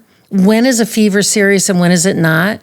or to even go and talk to, we used to have a generational thing. If I have a new baby and I have a question, I would go ask my mother or my grandmother. We've lost that in our society. But if they don't care enough about their kids to look up a little bit and know how to take care of this baby that they just brought into the world, and to know a little bit about these viral infections and what you can do instead, like vitamin C, and you can get vitamin D drops from the time they're born, or detoxing your kids, or to ask a simple question. You're going to inject something into my baby. What is that? And why do they need that as a 2-month-old? If they can't even do that, it's very hard for me to be empathetic for them. It really is. I get it. I guess I just remember being a new mom, so I probably failed on all of your on all of your accounts. I remember being a new mom and being terrified of anything happening to that baby, and you could tell the pediatrician was. They had strict rules in place. Don't call us if it's not over 100, right? And so on and so on. And, if you did call them when it was over 100, it was like, well, how long has it been over 100? And, what about this? And what about that? And so you were very much made to feel as if you were a ridiculously neurotic, mother of a newborn. But why did we lose this multi-generational connection? Why did we lose this? Your mom raised you and a bunch of siblings. Yeah. Or your grandmother didn't have a pediatrician to take kids to, and they didn't even have Tylenol, aspirin, anything. They had herbs out of their garden and, whatever. And so, what we need is somebody that we are close to that has already been through this new baby thing. They have kids, Yes. whether that person is your sister, your neighbor, somebody from church, somebody from your yoga class, a nurse friend that you met at the hairdresser. I mean, somebody else besides relying on this pro-vaccine, pro-drug pushing person in a white coat. Yes. We need that sense of community, particularly among women, who that community is so important. Well, that comes with the breakdown of the family. Exactly. And also the isolation of technology, because it's isolating us from each other. Exactly. People get stuck in these video games, in these worlds that don't even exist. And they stop communicating with each other, certainly stop communicating in person and one-on-one. I said a lot of times recently, I've said, when you get pregnant, God has given you 2 gifts. The first gift, particularly now with the fertility rates falling so slow, the first gift is that you were able to get pregnant, and now you're pregnant. And the second gift is you've now got, because probably about the time you figure out you're pregnant, you're about 2 months, 3 months pregnant. You've got 6 months to get ready for this new life to come into your world, to know, what are non-toxic baby powders and what are non-toxic soaps? What do you do about vaccines? How do you feed them? Breastfeeding, non-breastfeeding, what to know about formulas. It's so much more important than focusing on what the color of the bedroom is going to be. Now, those are fun things. And yes, those are celebratory things with your children, particularly if it's your first child. You want to have the decorations just right, and you're going to have a baby shower. And if you have the money. And if you have any of those things. But all of these other things are so important that will be impacting on your baby for the rest of its life. Yes, it's so true. But, I would say to you, like when my babies were born, I didn't even think twice that powders could be toxic. I didn't think twice about it. That's the problem, is that people don't think. Are you going to kill me? I'm not going to kill you, but that's the problem, is that, in fact, I created a document. I did a seminar. This was an online seminar a couple of months ago. I was asked to do this to a bunch of new moms. Yeah. And to talk about just exactly what we're talking about. You just found out you're pregnant. That's a first gift from God. The second gift from God is you've got 6 months to figure out what to do with this new thing when it lands in your lap, literally. And I made a list, and the list is 2 pages long, of things that a new mom or dad or together need to look into, all these different things. And I created it as after the people that were involved in it was like a webinar, that they could download this document for free, Yeah. And they were like, I never even thought about that, but you're absolutely right. I need to find out about all these things, because I am now responsible for this new life that just came into my world. It does everything that goes in its mouth, on its body, everything it breathes, everything that when you give it a bath, every single thing is my responsibility. So my responsibility is what is the best thing for this little thing that's just, 6-pound little thing that can't even hold up its head. I'm now responsible for every little thing about this. I better get smart and find out what are the best possible things I can do, and what do I need to avoid, and when do I need to ask questions, and who's going to be my backup plan that I need to ask questions to when I'm stuck and I've never seen this before and I'm not sure if it's serious or if it's just part of growing up. And, parents that have had 6 or 7 kids, they'd look at it and go, no big deal. Yeah. I have a friend who, this is kind of a funny story. He was the youngest of 7 kids. And when he got to be about 7 or 8, he asked his mother if he was adopted. And she's like, no, why do you say that? And he said, well, all the rest of the kids have baby pictures. There's no baby pictures of me. Well, he was the 7th kid. He wasn't novel anymore. No. He wasn't novel anymore. By the time she got to him, she was exhausted. Yes, and, rolling over, standing up, playing with toys, all that. It was like, I've seen that 6 times before. So there weren't like a zillion little pictures. The point of that is that, you talk to somebody who's raised kids. Yes. That if you don't have a good relationship with your mother, find another woman, like I said, in your church that you go to yoga class with, that you met at the gym or you met at the hair salon or the nail salon or wherever you are. Find somebody who's raised kids that you befriend and say, I'm not really sure what's going to happen with this new little life comes along. Can I call you if there's an issue? And they'll say, oh, sure, not a problem. It's not a big deal. Can't do that when you're doing drugs, right? Because these are the things that are being those proliferated. people shouldn't have had babies either, I know, but look at the money and time and effort that is being 100%. poured into proliferating and legalizing and normalizing all kinds of narcotics. 100%. Which really is, again, what happens to people when they do those? A lot of the time, when they're high or out of themselves, they're not really that functional. And that kind of brings up the thing about, we had sort of touched on briefly early on before we started the interview about the acetaminophen issue. Yes. Like we wrote an article on our website and our blog, our informational stuff in 2019 about the problems with acetaminophen in pregnancy. And to be clear, that's the main ingredient in drugs like Tylenol. That is Tylenol. Tylenol is the trade name and acetaminophen is the generic name. It's sort of like saying Avorstatin is a cholesterol drug for Lipitor. Mm-hmm. Lipitor is the trade name given to it by the drug, but then there's a generic name that's used across the board. That Avorstatin is the generic name of Lipitor. So acetaminophen is the generic name of Tylenol. Tylenol is the brand name. It's the same thing, just a different name. That's one of the hard things when you go to medical school about pharmacology is you got to learn 2 names for everything, every single thing. But acetaminophen, and then you saw all these pictures on TikTok and Instagram of all these pregnant young women who don't like Trump and don't like Bobby Kennedy and don't believe anything this administration is doing. And they're taking so much Tylenol that they're creating drug overdoses. And that there was a report that of a friend of a friend whose wife had taken all this Tylenol. She was in a coma, and she was probably going to die from liver failure, and the baby was going to die too because the baby was too young to do a C-section on. It was like, 22 weeks or something like that, and would not have survived if they did an emergency C-section. So just to spite this administration, they're like, I'm going to show you how safe acetaminophen is. And there was hundreds of those things out on the internet. It's insane. It's really insane. It's literally insane. And by the way, I remember when I was pregnant being told the only thing that you can take is Tylenol.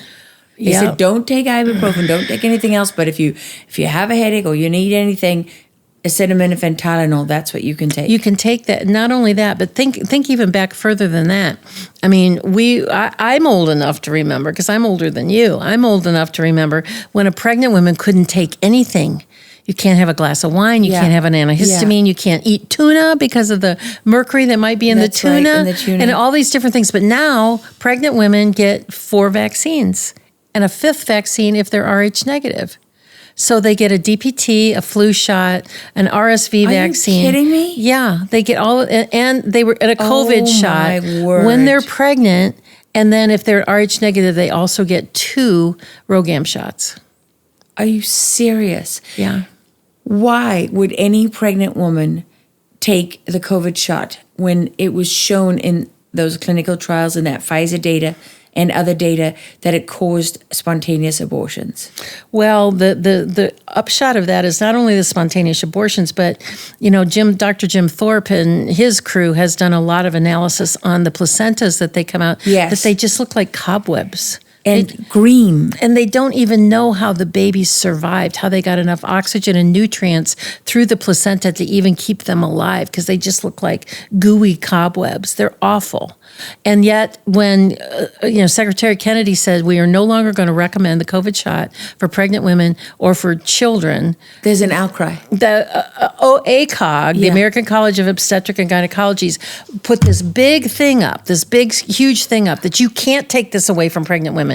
And the American Academy of Pediatrics, you can't take this away from children. And that they were the ones who were vocal enough to try to start a new vaccine schedule out on the West Coast, the left coast over there, from Washington, Oregon, and California. We're going to have our own vaccine schedule that we are going to follow what the American Academy of Pediatrics and ACOG says that all of these people could do. We're going to defy the federal government. Now, that has sort of died down, and I kind of suspect that the reason it died down is because of money. That if they go against the recommendations, they may not be eligible for, and this is just my own theory, they may not be eligible for Section 317 funding or Vaccines for Children funding, which is huge, big funnels of government money into the states to vaccinate all the children. And if they're going to go against what the CDC said, the government might say, well, okay, you can do what you want, but you're not going to get any of our money. Well, don't you have 2 vaccine schedules now in more than California, right? Is the FDA recommending one thing and the CDC recommending another? No, this was covered. Let's see. In your book, you wrote about this, didn't you? Or was this one of the things that you've spoken about that I was reading that you talked about? Well, the West Coast was trying to set up an alternative schedule. They were trying to set up an alternative schedule. Just the West Coast. Just the West Coast. I see. That sort of died down. We haven't heard anything more about it. I don't know if they're still working on it, or if some smart lawyer said, "Wait a minute, you're not going to get any government funding if you do that." And maybe that's what stopped it. I'm not sure. It's just a theory from my part. But it's what is happening with this vaccination nation, and I talk about this a lot in the book about the bird flu stuff and all the adjuvants and all of the fetal cell lines and all the different cells that are in vaccines. I mean, there's like fetal cow blood and chicken parts and dog kidney cells and monkey kidney cells and cells from aborted fetal tissues, both male and female, and retinal aborted fetal tissues that come from retina and all sorts of things like that. I'll cover that in the book. That's why I say that, if you've been in this industry for a long time, it's just very confirmatory. If you're brand new and you don't know this stuff, you're going to go, oh my gosh, I had no idea. I got to stop. Okay, first question. Yeah. Why? Why is all of that stuff in the vaccine? Because that's how viruses need living tissue to replicate in. And so when they developed the polio vaccine in 1954, they had gone through a lot of different types of cells to get the polio virus to replicate. And when they found monkey kidney cells, the virus replicated, then they started examining other types of cells to do that. And the fetal bovine serum is just disgusting. And it's in almost every viral vaccine. And it's a blood cow sacrifice stuff of what they do. It's just disgusting. What do you mean? Well, how they harvest it is that if a cow goes to the slaughterhouse and they find out that the cow is pregnant, as soon as they harvest the uterus, take it into a different part of the slaughterhouse, take a large bore needle and stick it into the beating heart of the baby cow and pull out all of its blood. And if the baby cow is 9 months of age, they can get 55 cc's of blood out. They take that out and they harvest it and I keep wondering, where is PETA when you need them? Why are they not looking at this? Because and depending on the age of the fetus, the fetal cow has to be at least 3 months old for the large bore needle to fit into their heart. And as they get older, they get more blood out of it. And then that is sacrificed. It's the most expensive part. The FDA says, why do we use cows in cow parts? Because they use gelatin and glycerol and the fetal blood serum. Why do we use cow parts in vaccines? And you know what their answer is right off the FDA website? Because cows are large animals, and there's a lot of things that we can use in their cow parts. It's disgusting, and all that stuff is getting into our vaccines and into our babies. And chicken fibroblasts, flu shots are made out of eggs, and egg particles are in the flu shots. And it's disgusting. It's so disgusting that's one of the reasons I wrote the book, was to make people feel really disgusted about this. That's the point, is like, you should be so disgusted you never, ever, ever want to put any of this stuff in your body or allow it in your children's body or in your grandchildren's body. And you want to tell everybody you know to stop. Because it's a grassroots movement that we've got to get it to stop. It's never going to be from the top down. It has to be if people stop buying light bulbs, they would stop manufacturing light bulbs. And if we stop doing vaccines, eventually the bottom would fall out of that. I have a picture, Laura, that somebody sent me. It was around Christmas time of last year. It was a young boy, he's 12-ish, kind of chubby, heavy set. And it says on the picture, his eyes are blacked out, it says, severely vaccine injured at birth. And he's sitting at a table like this. And the table, he's sitting like at the corner of a table. And there are more than 50 pharmaceutical bottles sitting in front of him. And those were the amount of prescriptions he had taken that year.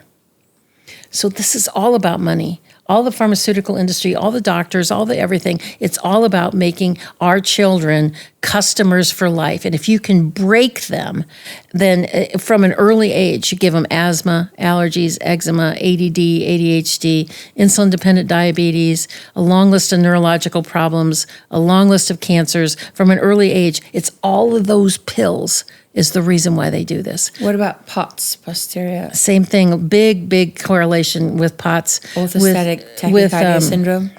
With Gardasil and also with the COVID shot. And it can be with other vaccines too because of Guillain-Barré. My daughter has that. Yeah, well, it can be associated with that. And all of those pills, now not every kid takes that many prescription medications, but they almost all have something. They have an inhaler. They have, something for headaches. They have something for something. And it's all because of the disruption of their immune system that happened when they were 6, 8, 10 pounds old. And it's intentional. And that's the part that is so sinister about this. It's not about keeping kids from getting the measles, for heaven's sakes. Measles stopped being deadly in 1962. The measles vaccine was released in 1963 when the death rate was 2 per million. It was negligible. And measles has a life cycle that it pops up and you see case outbreaks of it every 4 years, irrespective of the vaccination rate. And the same is true for pertussis. What about smallpox? Smallpox has gone. I mean, they haven't used smallpox vaccine since 1972. Well, did you see Dr. Jack Cruz? Do you know him? And he's done studies, and shows, he does a TED Talk where he shows the rates of cancer before the smallpox vaccine and after the smallpox. And the smallpox vaccine is also associated with cardiovascular disease too. And so it's sort of, in the 1920s, smallpox was, pretty deadly, or more people had it and had more severe disease prior to about the 1920s. And about the 1920s here in America, it started to burn itself out to where they had varicella minor, which you would just have a couple of bumps on your body. You wouldn't have the big, terrible, disfiguring infection. And actually, smallpox vaccine started back in the 1700s because that virus had a predilection for the sweat glands in the face. And so the moneyed gentry people didn't want to end up with any scars on their face. And so that's where they first were experimenting with smallpox vaccines. And smallpox was a filth disease. It was found among the low poverty people that worked in the coal mines. And if a moneyed gentry person got smallpox, she would be accused of cavorting with the miners, right? And so that's where that all came from. But it never cured anything, and it never stopped anything. And the last known case of smallpox in the United States was in the 1940s here in Texas. And the last known case of smallpox in the world, the one that they declared, was in Peru in about 1972. And so, it's And then there's monkeypox that looks very similar to smallpox, but it's not as transmissible and it doesn't cause as many types of illnesses, but it causes the same sort of bumps and scars. So the entire thing is just a 200-year myth. It's a multi-generational indoctrination that started in 1799 when Jenner got money from the UK Parliament, equivalent to, in those days, equivalent to like $2 million today, to propagate this entire industry. Who got that money? Jenner. Who's Jenner? The developer of the grandfather of the vaccine industry. He was the one who developed the smallpox vaccine in 1799. And the first smallpox vaccines in America were in 1801. And so it was a ruse from the beginning.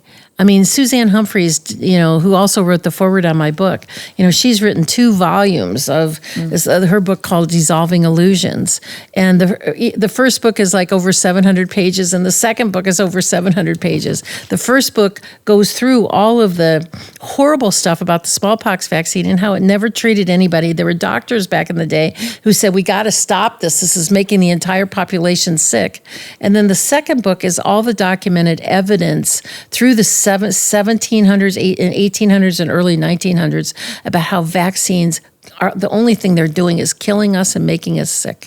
They've never stopped any infectious disease ever. You can't prove a negative. Okay, Can't do it. So let me push back at you and say, what about the public health benefits of these vaccines? You must acknowledge something.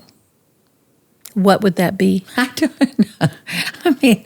I mean, a stronger immune system seems to me the thing that you want the most. And, when you're injecting foreign matter into babies, which is what it is. I mean, for years before I got into this, Laura, I was the board certified in emergency medicine. I was the director of a level 2 trauma center for 12 years before I jumped deep into the pool about vaccines. And so I believed all that stuff. I believed that vaccines were safe and effective and kept you healthy and were so important until I started looking what was in that vial. It's foreign matter. It's cow blood, chicken parts, monkey kidney cells, cells from Chinese hamster ovaries. It's all kinds of chemicals. If you get every dose of every vaccine on the schedule, you'll have little doses of more than 100 different chemicals. I mean, it's foreign junk. Are they not so tiny that they don't matter? What about a snake bite or a bee sting? Yeah. How much money gets injected? And how much of that gets injected that can cause you anaphylactic shock and die? Very little. That's the other thing that behind safe and effective comes the doses. The dose proves the poison. That's another medical lie, right? Yeah. Because the amount of aluminum is so small it doesn't really matter. Except the aluminum accumulates, and if you get every dose of every vaccine, you'll have almost 12,000 micrograms of aluminum injected into your body. Known to be inflammatory to every organ system, goes to your brain, and 60% of all aluminum that you're exposed to gets stored up in your bones. And they put that in there to replace mercury. They did. Which was another poison. Exactly. When I got cancer at 41, no history of cancer in my family, negative for every genetic test for BRCA and all the rest. All the other cancer genes that they test for, I was negative for everything. And yet at 41 years old, I got cancer. And one of the things my oncologist told me afterwards was, don't eat kale. And I said, why? And he said, because it pulls all the metals from the other foods and the things that you're exposed to, and your type of cancer grows on ER. I was ER positive, so it grows on estrogen, and also metals are not good for you. So, you look at the whole health industries is everybody go out there and eat kale, eat kale, eat kale. I've never heard that before. Ever. In all my years of medicine, have I ever heard somebody say, don't eat kale? That's what he told me. Seriously, I stopped eating kale. It worked. I've never heard that before. I mean, I wasn't one of those who's going to stop eating sugar. Well, there you go.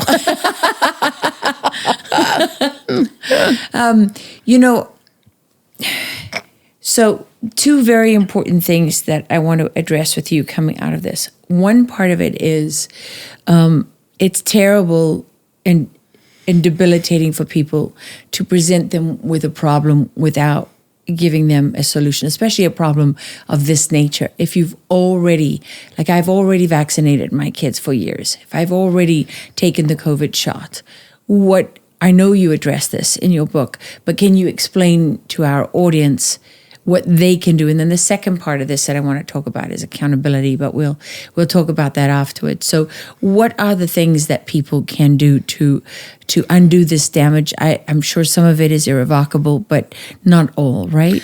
Well, it's two different things. What you can do to detox your kids and heal your kids from that vaccine schedule, from the childhood vaccine schedule, is different than COVID. So from COVID injections. So let's talk about them as two separate items. The childhood vaccine schedule, for the most part, if your children are now teenagers, but you did all these vaccines when they were in their 2, 4, and 6 months and 1 year, the thing you can't really undo that, and it's absorbed into their system and is kind of there now. But you can. Classical homeopathy can work if they've got really big problems. That's a really good thing with a trained classical homeopath. And you can always get rid of the metals. Up until recently, the flu shots still had mercury in them. And then there's all of the aluminum. And so we advocate there's a product that we sell on our website. It's called Pure Body Extra. It's a zeolite product. It's a spray that you can take 2 sprays underneath your tongue twice a day. It's safe for every age group. You can give it to pregnant women, nursing women, children, adults. I give it to my dog, because he's always sniffing his nose around and different things. And it's just a little spray. It has no flavor. And we have that available on our website. What's it called? It's called PBX, which stands for Pure Body Extra. It's a zeolite product. And it's available on our website at drtenpenny.com. And that is something that you can do like the whole rest of your life to get rid of these toxicities. It's going to take out the aluminum, mercury, cadmium, any sort of other types of metal that you may have been exposed to in your system. And you do this? You do it yourself. You can just buy it. No, what I'm saying, do you do it? Yes, I do. And I take 2, I have 2 bottles, one that sits by each one of my computers. I take 2 shots of it, 2 squirts in the morning, and I put 2 little squirts in my dog's water in the morning. So I have 10 dogs. Oh, well, then you would put it just in their little water bowls in the morning. And 9 cats. Oh, my goodness. So I'd be spraying for like 2 hours. No, just they each have their own water bowl? Oh, no. No, so you just put it in their main water bowl, so they're getting a little bit of it all day long. That's it. Yeah, I have 20 water bowls a day. Oh my gosh. Yeah. We're in Texas. Yeah, Sherri. I guess, yeah. So, well, anyways, I give it to my dog. And that really does help. And if they're teenagers, just don't do anymore. Stop. People would say, "Can I just stop?" I've kind of started it. I stopped with COVID. I said it's like if you've been kicking your dog, would it be okay to just stop kicking your dog? If you've been punching your baby with shots, would it be okay to just stop? Yes, it's okay to stop. And I get that question a lot. Is it okay to just stop? Yes, it's okay to just stop. And now COVID shots are a whole different thing because we aren't totally sure what all the ingredients are that were in there. And some of the problem are that the spike protein gets embedded into your tissues, and now we actually have documented proof that it does, in some people, get incorporated into their DNA. And there's no getting that out. And the same thing with the lipid nanoparticles. The lipid nanoparticles can go into your cells and your tissues, and there's really not a good way to get that out. And so what I generally tell people is that, in any of these protocols that people have out there to detox from the COVID shot, there's really no proof that they work because there's no blood test, urine test, saliva test, or stool test to test your blood or your stool or saliva. Say, this is my level of spike protein. I'm going to go through this protocol, and then I'm going to repeat the test and find out that my level is down here. To my knowledge, there's nothing to be able to do that. And I've asked a lot of people, and if people find out that there's a way to test it, please let me know.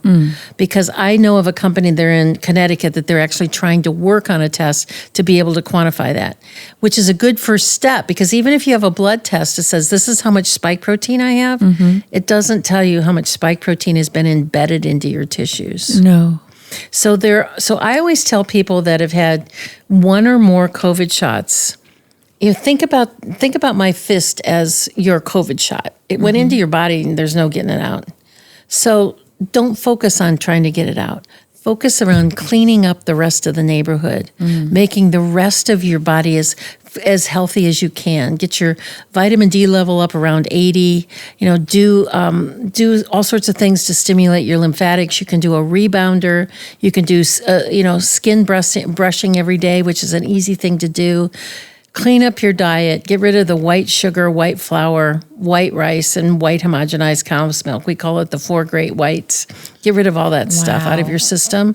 And, do anything that you can. If you're a juicer, do juicing, do things to really just clean up your gut. Get your bowel movements going, to do things to detox your system, because the human body has a miraculous capability of healing itself. So if you clean up everything else, it is more than likely going to clean up the damage caused by this shot, or minimize it down to the point where it really is as unintrusive as it can possibly be. You're going to do what you can to minimize whatever damage that COVID shot did to you. And everybody that got a shot got damaged.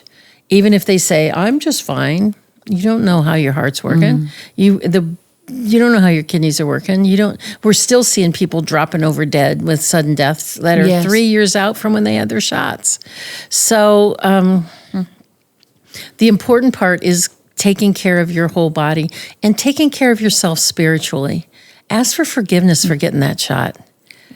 Why? They didn't know any better. Why did they have to be forgiven? Because they bowed a knee to a pharmaceutical problem instead of taking their fear to the Lord. And your body is the temple of the Holy Spirit, and it was contaminated by an experimental product, for many people under duress, but it was a choice.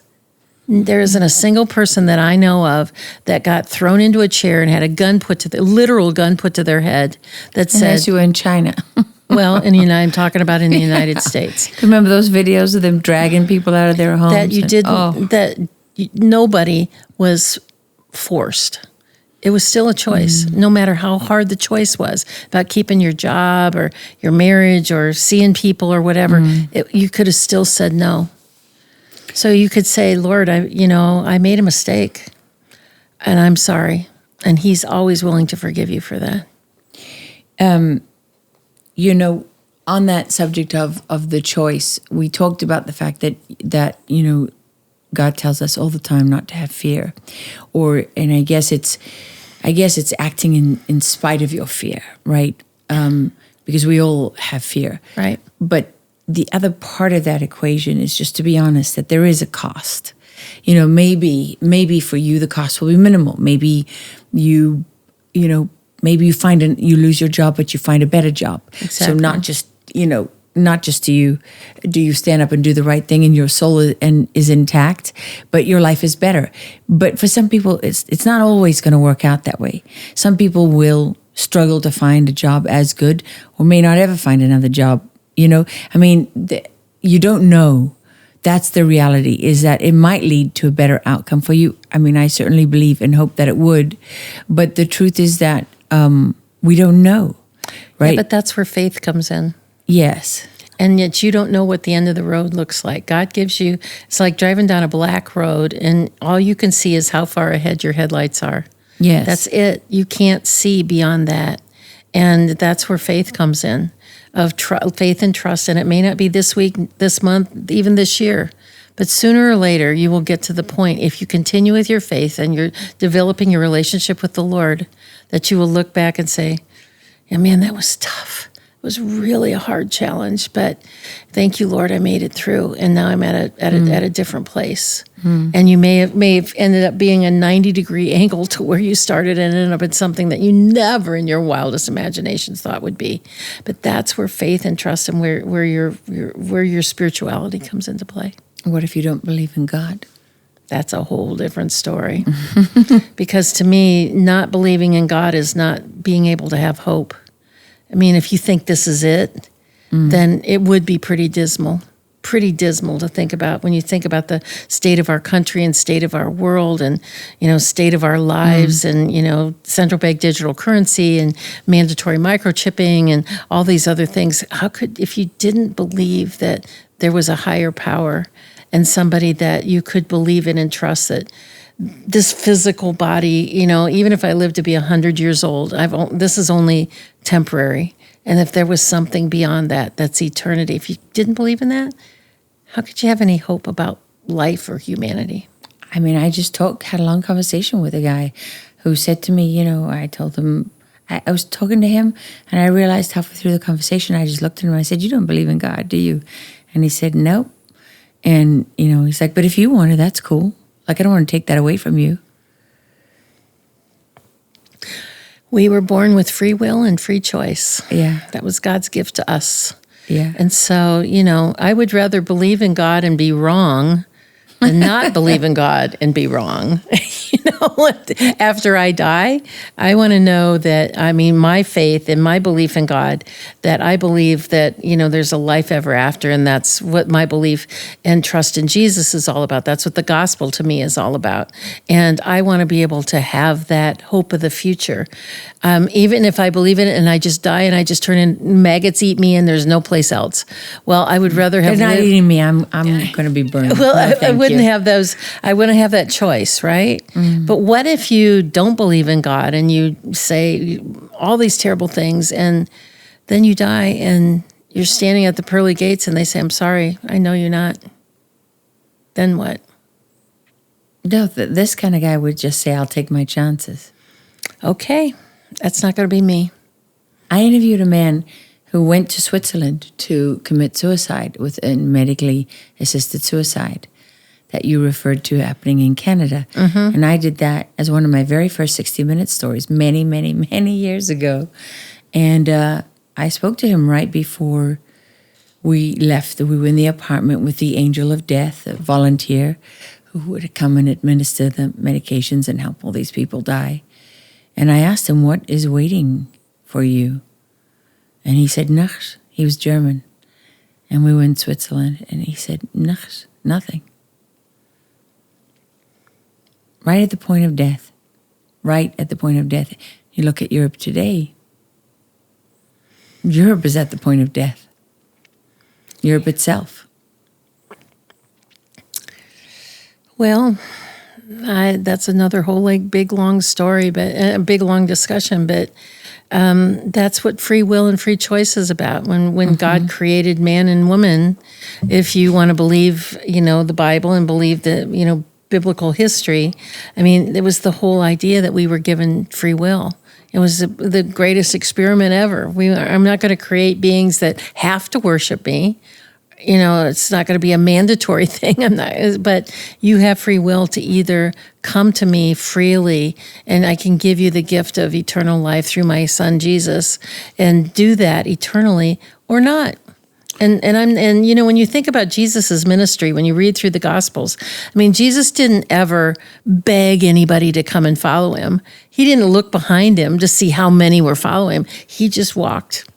And this was his mission. And when he did things, if people followed him, that's great. How many people did he say, "Take up your bed and follow me. Sell your things and come follow me"? And either they did or they didn't. He didn't sit and try to convince them. Either people had a free will to be able to do that or they didn't. And if they did, he was gracious, and all the things that he talked about in all of his lessons, that's what they were given, and the benefit of, eternal life, like he gave to the other guy hanging next to him on the cross. He said, "Today you will be with me in paradise," because the guy said, "Listen, save me." And he said, "Okay," because he asked. He asked. Jesus didn't say, hey, I'm going to go to heaven. You want to come with me? Want to come with me? I'm going to be here in a couple hours. You want to join me? Yeah. He didn't ask that. He didn't ever ask that. It was free will of belief in what he said and where eternal life was going to be. And if you want to reject that and not do it, or you want to go worship Satan and do all the stuff that like you're talking about killing black cats and doing all that sort of stuff, every decision in life has consequences. And a price. And a price of whether of today or tomorrow. It all has we all have free will, and we can choose to do with that free will what we want. And so, but Jesus didn't beg anybody. He didn't sit on his, when he was when he was in the synagogue and tell people, please, you've got to listen to me. I'm telling you the truth. Please come. No, he just talked, and then people could make a decision. Did you always have a strong faith? No, not really. I mean, I grew up in a very Christian home. It was interesting. My dad was Catholic and my mom was Methodist. We have Methodist preachers on my mom's side of the family all the way back until the 1700s. So we had that for. And they were married in the 50s, which was in the day that Protestants and Catholics didn't get married, and nobody on either side of the family would come to their wedding. Seriously, my dad was the youngest. Small wedding then. Well, they had a lot of friends that were there. My dad was the youngest of 6 kids, and his one brother was his best man, but nobody else on either side of the family would come because it was being like a heretic, right? So that was in Ohio. That was in Ohio. So then when I was born, like a year and a half later, on the same day, I was the sacrificial lamb. I got baptized in both the Methodist and the Catholic Church to make appeasement in the family, So I was raised in a very Christian family. And then when I got in my 20s and 30s, I thought this was kind of hocus pocus, and I wanted to explore other things. And I did a lot of new agey things all the way through the 30s and 40s. Then I got like the tarot cards and the crystals and astrology readings, a lot of astrology stuff that I did, and a lot of past life regression stuff and all those different things. And then when I was in my 50s, my mom was dying, and she and I had a lot of conversations, and she said, listen, don't throw out Jesus. Just don't do it. I've watched you over the last 20 years do that, and I prayed for you every day.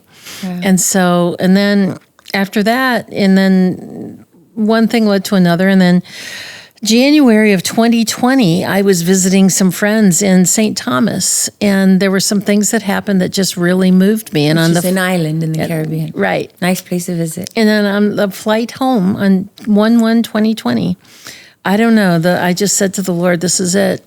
I give Uncle. I've been monkeying around with all these other things, looking for an answer. I know you're the answer. I'm all in. Whatever you want me to do, I'm all in, Lord. That was 1/1/2020. And then why that day, that moment? I don't know. It was my flight home from St. Thomas. I don't know. Fluffy clouds. I don't know. Just things that had happened when we were there. I don't know what it was. But there was just the Holy Spirit just grabbed hold of me and just had me. And then March of 2020, COVID started. And then I did all the things that the Lord had told me to do in 2002. Which was what? Tell me about that. What happened to you when COVID hit? Because you were the first doctor. I know there'll be other people who say, that's not true, it was me. But there's a lot of evidence to suggest that you really were the first doctor to stand up and speak out. Well, the main thing was, I guess if we go backwards in time, in 2002, like I said, some things you pick and some things pick you. So I had been to that conference, the NVIC conference in September of 2000. So I'm plowing through all this stuff. I mean, every day I would see patients from 9 A to 5 P, come home, fix a stir fry for dinner, go sit upstairs in my upstairs office and read vaccine-related stuff from 6 at night till 3 in the morning. Every day, 7 days a week. So you never slept? No, I slept from 3A to 7A. That's when I slept. And when you had a stroke? Well, that was 20-some years ago. And one night I was sitting up there. I remember it was 2002. It was probably 2 o'clock in the morning. It was like snowing outside a little bit. And I read this section in the CDC documents about pertussis where it said there was I'm going to kind of paraphrase this, but they said since there's no syndrome of vaccine injury, when something happens to a child, parents want something to blame. Mm-hmm. But when the child develops myoclonic jerks, seizures, or SIDS, i.e. they die, it was going to happen anyways. Parents just need something to blame, so they blame a vaccine. Wow. That was in a CDC document. And I started sobbing, and I was crying. I mean, like sobbing hard, crying. And I just looked out the window and I said, Lord, why did you give me this to do? Why did you give me this? It's hard, and nobody wants to hear it, and nobody wants to believe that it's true that these vaccines are causing harm.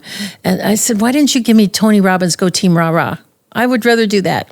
And out loud, it was the first time I ever heard the Lord speak to me out loud. So I was the only one in the house. It was like 2:00 in the morning. I heard him say, because you're willing to do the work. And I kind of, hello? Somebody else in the house? And it's like, it was true. He asked me to do this kind of, I was doing the work. And he's like, you're willing to do the work. So that's how I've continued doing it all of these years. And then at the beginning of COVID, I said, what do you want me to do with that? And he said, carpet bomb the neighborhood. And I didn't know what that meant. So I looked it up, and it's a military term about bombing, bombing wide and deep. So the idea was to spread this real truth about the problems with the COVID vaccines as far, as wide, as deep, and as fast as you possibly can. Which is what you did. That's what I did. So right after that, I called Michelle, I called my assistant, and I said, buckle up, Buttercup, we're in for a ride. And she said, what does that mean? I said, anybody that calls for an interview, the answer is yes. I mean, and I was doing 6 and 7 interviews a day sometimes. And it was the one I'll never forget. It was really funny. It was the 7th interview I did that day. Yeah. And your tongue's a muscle, right? And so I got on that interview. I couldn't talk. I was like, I just couldn't talk. And I said to the guy, I'm so sorry. I think my tongue has done 500,000 sit-ups today. It just can't talk. It just quit. It just quit working. He was so gracious. He said, I get it. We'll reschedule it. It's okay and stuff. But yeah, it was like. And you did. And we did. We rescheduled it to something else. But, because every person's show, whether they're a big show or a little show, they all have a different audience. And what God had put on my heart was to reach as many as you can. And my principle of doing all this stuff, Laura, has always been based on the parable of the sower in the Bible. The parable of the sower is the farmer sows seeds. So he's like sowing seeds. And some seeds fall on rocky soil. Some seeds start to grow and get choked out by the weeds. Some start to grow out and get choked out by the sun. 1 in 4, some seeds fall on good soil and grow up and bear fruit 30 to 100 times. Well, the rocky soil is the people that no matter how many times you tell them, it bounces off their forehead. They're just not going to get it.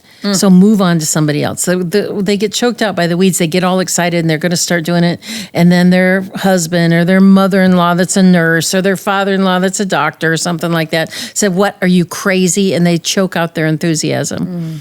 And then the others is they get scorched by the sun. It's like they start going and they maybe even get some traction, but then they find out it's hard. And to be a parent of a non-vaccinated child is hard. Yeah. And then, but 1 in 4 seeds, 25% of your effort falls on good soil. But you never know which factoid is the one that initiates it. You never know where the good soil is. And it's absolutely not your responsibility to make it sprout. It may not sprout for 8 years until they have kids or grandkids. And you never know where the good soil is. It might be somebody that's standing over here behind you, but that you're speaking to an audience, and there's somebody over here that's eavesdropping, and that may be the good soil that's going to take it and run with it. But if you let go of the outcome and you just continue to sow seeds and let the Holy Spirit do what they're going to do with that information, the whole moral of that story is don't get frustrated by saying, I've told everybody I know a zillion times and nobody's listening. Well, just keep sowing seeds. You don't know when that's going to change. I call that doing the right thing for the right reasons. Exactly. And then, whatever else happens from that, that's kind of one of the defining principles of my career as a journalist. I do the right thing in my life, right? Not just at work, but at home too. Do the right thing for the right reasons. And then what people do with that, because people often say to me, well, do you have an action plan? And I'm like, I'm a journalist, okay? I don't tell people what to do. I'm not giving you an action plan. I'm going to tell you with my best, with the greatest certainty that I have based on all the work that I've done, this is what I believe is the whole truth. And then you decide what you do with that. And you just keep doing the right thing. I don't worry about who's listening, who's not listening. I don't worry about how many times the things they say about me. I don't worry about any of that. I got one job. Do the right thing and do it for the right reason. Don't come to me and do something and be, honest when you're being spiteful or vindictive and say, I'm just being honest, right? You're doing the right thing, but you're doing it for the wrong reason. So get out of here, right? My kids know, I don't want that. No. It's not doing the right thing alone, not enough. It's got to be for the right reasons. And the right reason would be like God told me to do it, right? Yeah, and it's letting go of the outcome. I mean, the first 3 years that I did this stuff, I was really mad. I was mad all the time. I was mad at the pharmaceutical industry. I was mad at the doctors. I was mad at the parents. I was mad at the parents for not caring enough about their child to ask what you're injecting into my baby. I was mad at the doctors for never reading a package insert.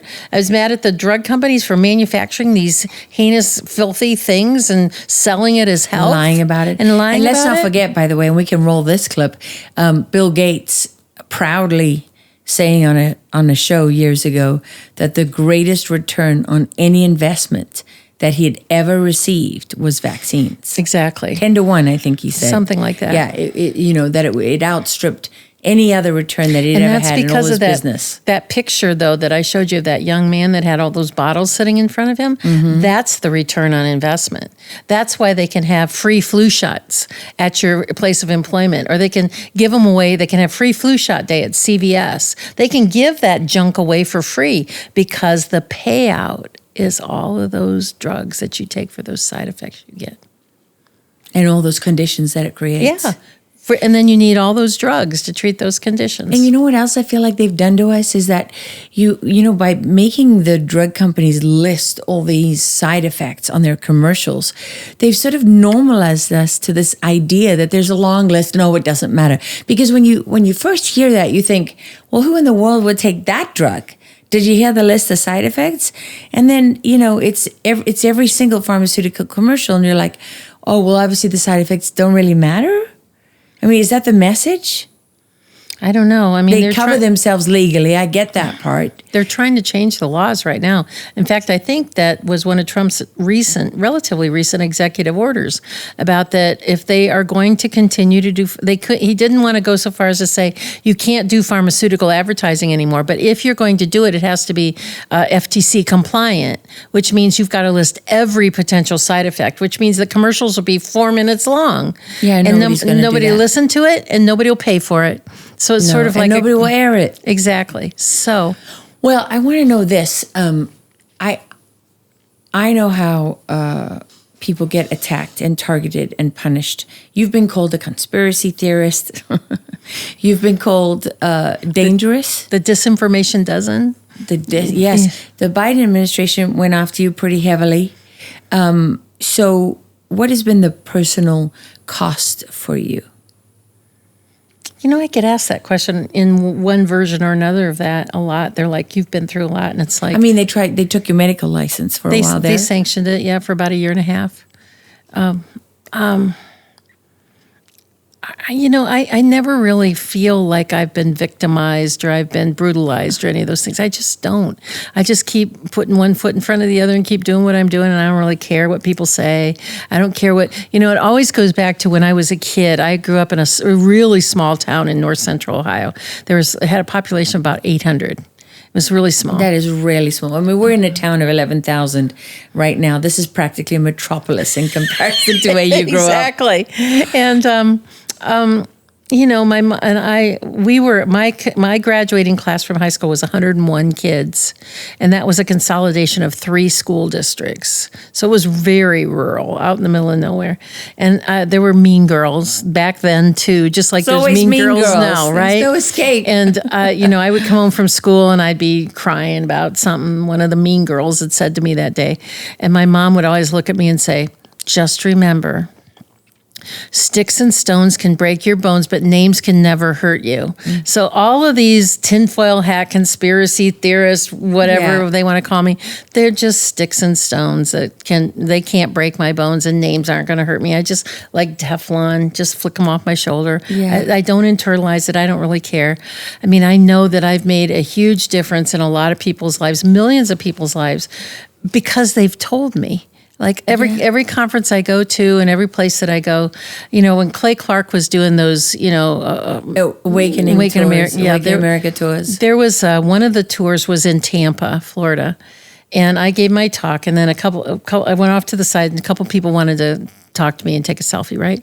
I stood in line for 2.5 hours in that heat and humidity. I was just like about to melt. And after 2.5 hours, I looked at Michelle and I said, help, get me out of here. And so she and another person kind of came over and put their arm around me and said, come on, you got to go over here. We need you to do this. And I looked back and there was probably another 200 people in line. And, and so that's amazing, isn't it's it? just things like that. And everywhere that I go that people are saying, thank you. It's because of you I didn't get the COVID shot, or because of you I stopped vaccinating my kids, or because of you I never vaccinated my kids, or, and so I've heard it so much. And, when my husband was alive, he was my biggest fan. And he used to always say to me, sweetie, you're not going to know. And he's been gone 12 years. So this was a long time ago. He said, you're never going to know until you die and meet your maker and have your life review how many people all over the world you have affected, with your DVDs and, all the podcasts you do and stuff like that. And I just do it for, because it's they're all God's children. And if there's anything that I can do to keep them from being poisoned, I will, because that's what this is. It's a pediatric poisoning program. And now they are assaulting the adults. So it's an adult assaulting program of these needle-wielding monsters that I call them. Monsters. For the point of making people sick and benefiting from their illness by selling them a drug and calling that health. Yeah. And I hope that I live long enough to see it completely falling apart. I really hope you do, and I hope I do too.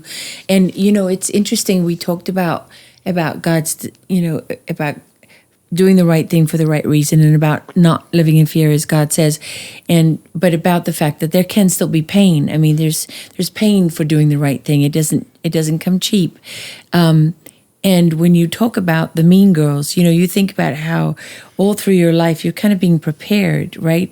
Like if you'd never experienced that and grown up with that and learned how to toughen up as a kid, maybe you wouldn't have been so tough as an adult. Mel Gibson, I think he once said that the number one thing most people fear is public humiliation, and I've had plenty of it.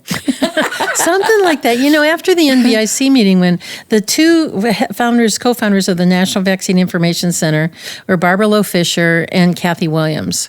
And I got to know Kathy really pretty well, and we got to be pretty good friends. And when I came home from that meeting and I'm plowing through all this stuff, I would call up Kathy and go, guess what I just read? I can't believe this stuff. I said, I'm going to put together a whole training program for parents and for doctors. And I did. Within 4 months, I had a 3-ring binder like that. I got hired by a homeopathic company for 2 years. On every other weekend, I was on the road going to conferences, talking about problems with vaccines and promoting some of their nutraceuticals for health. I did that for 2 years, every other weekend.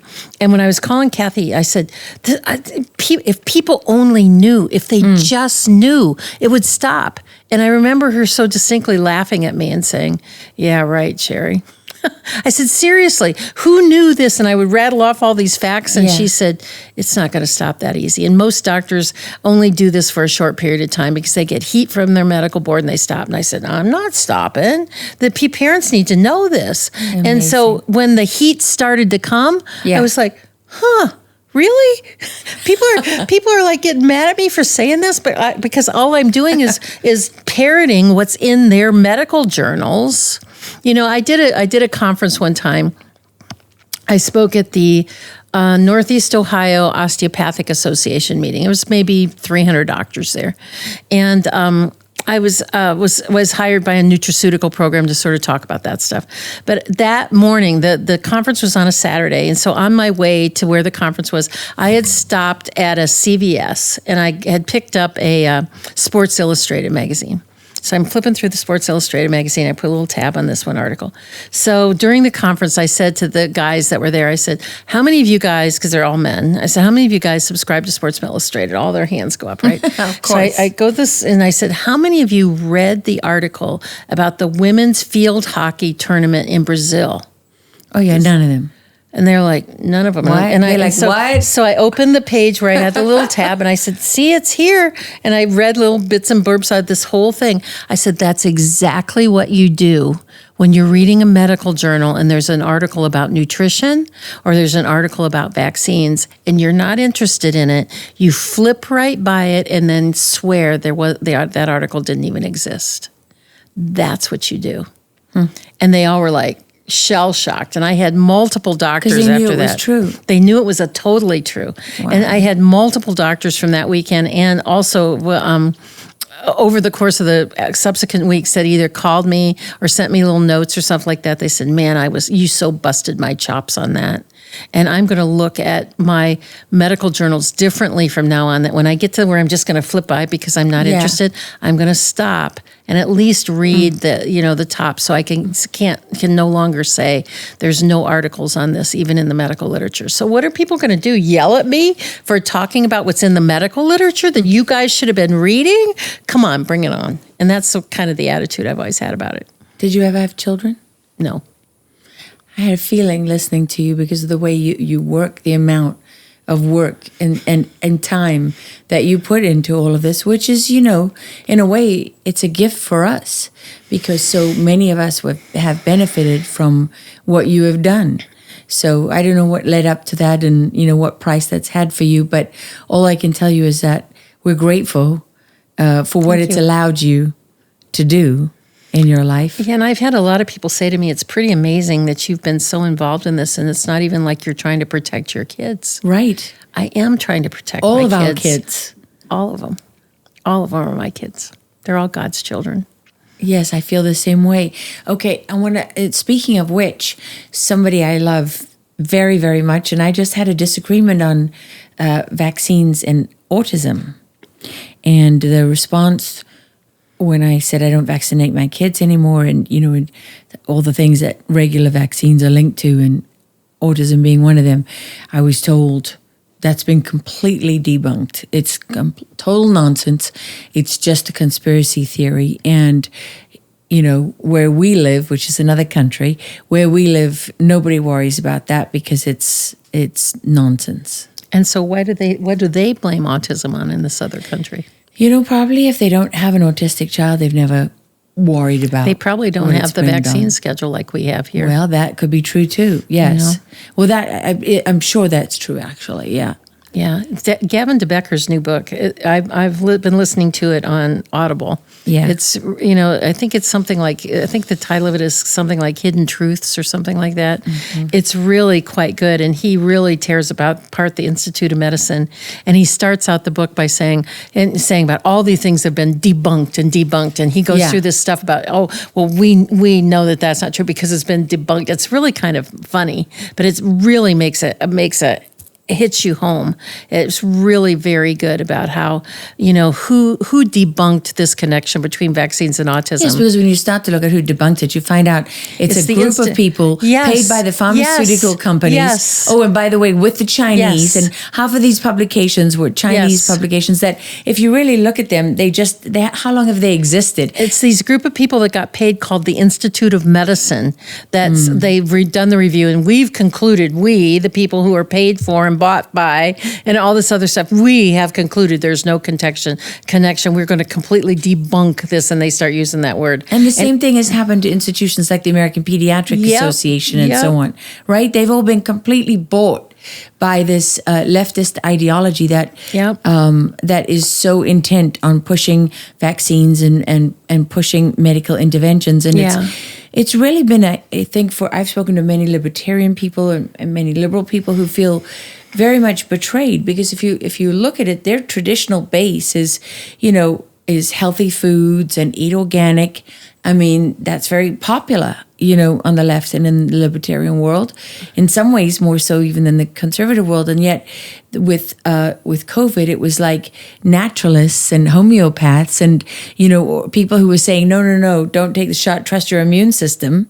Yep. Who were, a lot of those people would not be considered on the right? They were like, wait a minute, what do you mean I can't?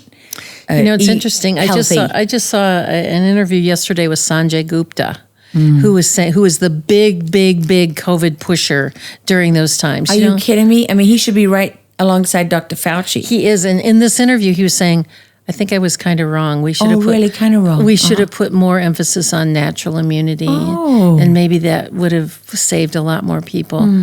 So that's while I try to save my own ass. Exactly. That's what he's doing. 100%. Saving himself. Yep. 100%. Maybe I was a little bit wrong. Yeah. Wow. Yeah. And these people, they still get paid big salaries. Yeah. It just kills you. Okay, so but on the subject of autism, how would you respond to that idea that it's not true and it's been completely debunked? I would say you need to do a little bit more research. You have not looked at the current literature, and you really are basing that on parroting a statement that has been put forth by the propaganda machine. You really, it's sort of like saying vaccines are safe and effective. Really. If that's really what you believe, then you really haven't pulled back the curtain and look what else is there. It's like saying, well, what about smallpox and polio? Yeah, you haven't done any research yet. When you've done some research, come back and we'll have a conversation. If you say autism had totally been debunked, well, you're really out of date on your information.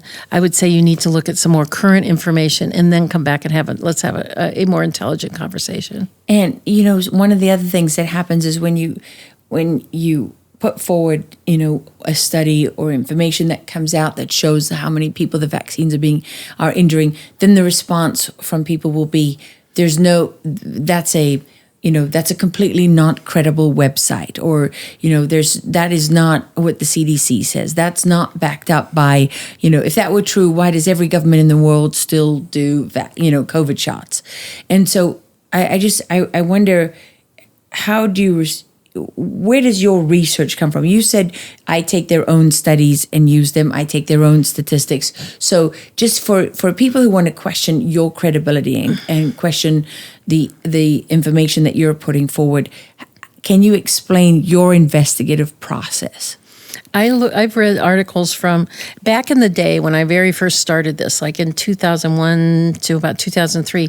There were services that you could subscribe to, like was in that time maybe $200, $250 a year, that gave you access to look at the full context of all of these articles. So I would read articles from the New England Journal, from JAMA, from British Medical Journal, from the Pediatric Infectious Disease Journal, from Lancet, from Pediatrics, from the Journal of Pediatrics, from all of them. And it's all in there. And at one time, I had a gal, she just stopped working for me about a year ago. But since about 2005, she would read all of these articles and she would pull out all of the articles that showed problems associated with vaccines. And at one point in time, I would say up till about a year ago, that database was current. And since she stopped, it's current up till about a year ago. We had 17,000 articles that we pulled out of mainstream medical journals showing problems associated with vaccines and terrible conflicts of interest. And when the conflicts of interest are exposed, you can't believe anything that study just showed you. And so we had over 17,000 articles that we had accumulated since about 2005. So it's all out there, and none of that stuff came from blogs, from opinion websites. It didn't come from like Natural News or anything like that. It came only from peer-reviewed medical journals. And so we had done all of that research, and the database is still there. It's probably 85% up to date, because one of the things that they do is they move the URLs, so you can't find it and you got to dig it in. But the database still exists. It's probably just not as current as what it could be, but it's still there. So how do people find it? It's called the Tenpenny Research Library. Okay. And you can just go to drtenpenny.com, and I think up at the top it says there's a button where you can find the research library. You can also go to Tenpenny IMC, like Integrated Medical Center, tenpennyimc.com, and there's a button up at the top that says the Tenpenny Library. And they can go, and you just have to, it's all free. You just have to sign up with an email address to be able to go in and access it. And you can go in and it's all categorized. Like I said, it's a little bit rusty. It's a little bit out of date. Yeah. But it's still a big compilation of articles that go all the way back to 2005 of all the different vaccines, all the different ingredients, all the different things. Sections on diseases, like this disease is caused by all these different vaccines. It was really pretty robust at one time. Wow. I mean, that sounds like something that should be prominent and should be all over. It was at one point in time, but it was suppressed. And, we just didn't, to be honest with you, we didn't have the money to keep it up.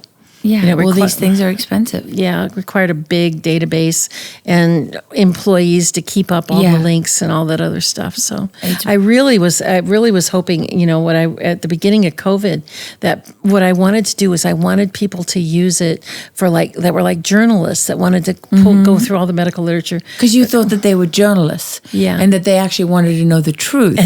And the general public actually and that they would wanted have to the know courage to put the truth out. and take the time. And take the time to do it. And that's like believing that there's no way your doctor would recommend a shot that they don't know what's in it. Exactly. And people just are lazy. They didn't want to do the work. People are lazy and they get overwhelmed by life. Yeah. There's lots of different reasons. People are cowards, a lot of them. Okay, so, I'm definitely going to look that up. And what if you could get that to RFK Jr.? Well, CHD wanted to take it over at one point in time, and we had some conversations about Children's Health Defense. It just never materialized. No, for no particularly bad reason. Well, maybe there's still life in that. Let's see what we can do. Okay, maybe so. Yeah. Okay, so one of the things that we touched on briefly in the beginning that I want to close with is this issue of accountability. Who is responsible? We talk about Big Pharma, there's no names. We talk about, CDC and National Institutes of Health. Fauci's name comes up, obviously. Nasty, small, evil little man. Did I say that out loud? Wow, okay. Yeah, couldn't do that on 60 Minutes. But seriously, who is really responsible in your eyes? And we'll get to how much is being done to really address it. I'm not sure there's any one person. I just think that all of them are complicit. I mean, all of them collectively. I mean, Fauci, Collins, Ralph Barrick. I mean, all of them. Ralph Barrick from EcoHealth Alliance. Yeah. I mean, they were all in on it. And they were all in on it. And, I think that there's just so many complicit people. I think that Trump's part of the problem. I mean, he still believes in Operation Warp Speed was the best thing that he ever did, so if supposedly he just got a flu shot and a COVID booster. That's what it said. And that's what it said. I'm hoping that was I'm really hoping that's not true. I was just hoping that was a PR piece and it wasn't really true. We should ask. All the way through his last election run, so many of us in the health freedom movement and so many of us that were against COVID and speaking out against all this thing, we said, Trump's ego is big enough that he's not going to say, I made a mistake. But he could say, I was just trying to run the country and I trusted those guys over there and they lied to me. And put all the blame over there on Fauci and Birx and all that stuff. Didn't something come out a couple months ago that was similar to that? There was a whole flurry of reporting where he was saying that it was looking like he'd been lied to and they were investigating. And then where did that go? Nowhere. Exactly. I didn't hear about it. It was just like a little blip. It was a blip. But that is a potential way out of that quagmire, right? I've said that for 4 years now.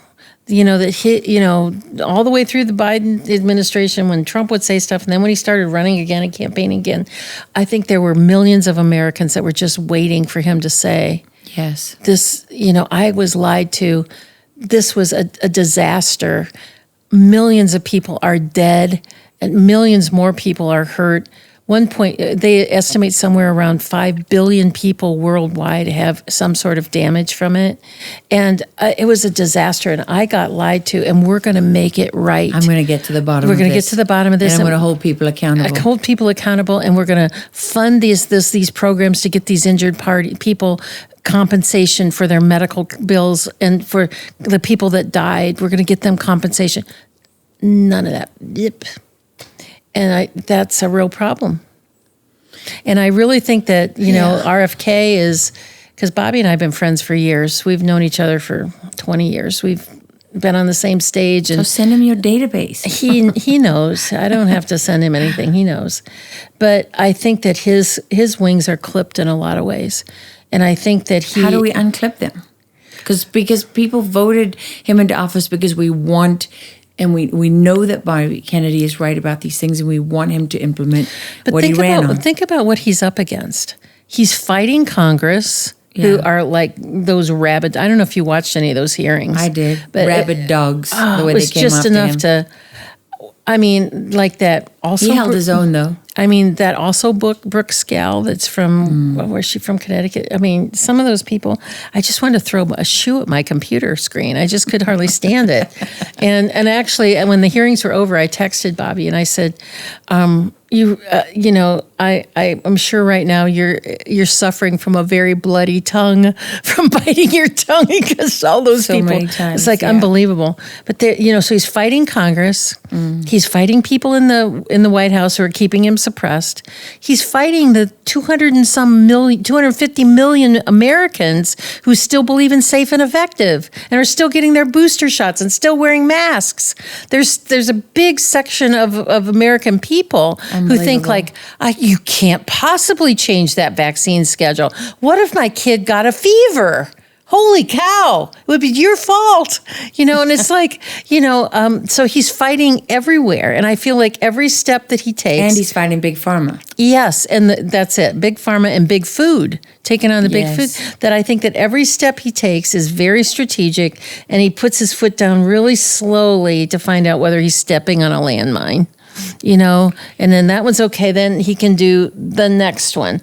I think that, you know, every day I pray for Bobby's wisdom, and I pray for his safety. You know, because he's got a family history there of people not liking something. Yeah, you know, and knocking him off. You know what's frustrating to me, that I understand that's the strategy, and it's probably similar to, you know, what Trump is dealing with, except multiplied for him, because it's on, you know, a million different levels and not just Big Pharma and food, is just, why can't you just go to the heart of that beast? Like, instead of fighting all these, you know, 400,000 battles, go to the heart of the beast. Like all this deep state, where's the heart of the deep state? Go straight, you know, if you want to kill a person fast, you go for the jugular. You want it to be irreversible, go for the jugular. I just don't understand. I do understand. Of course, I understand you got to do things legally. Of course, that's a given. You don't want people to get hurt, especially not innocent people, 100%. Follow the law, follow the Constitution. Absolutely. But the Constitution allows you to do that. Constitution allows you to go right to the heart of the beast. So if you walk through, I've been through fields of landmines. I've actually physically walked through fields of landmines in Kosovo, in Afghanistan, in Angola, in Mozambique. I mean, I've actually done that. You know what? Your chances of dying go up the longer you walk. And you know how many of those fields were ever cleared?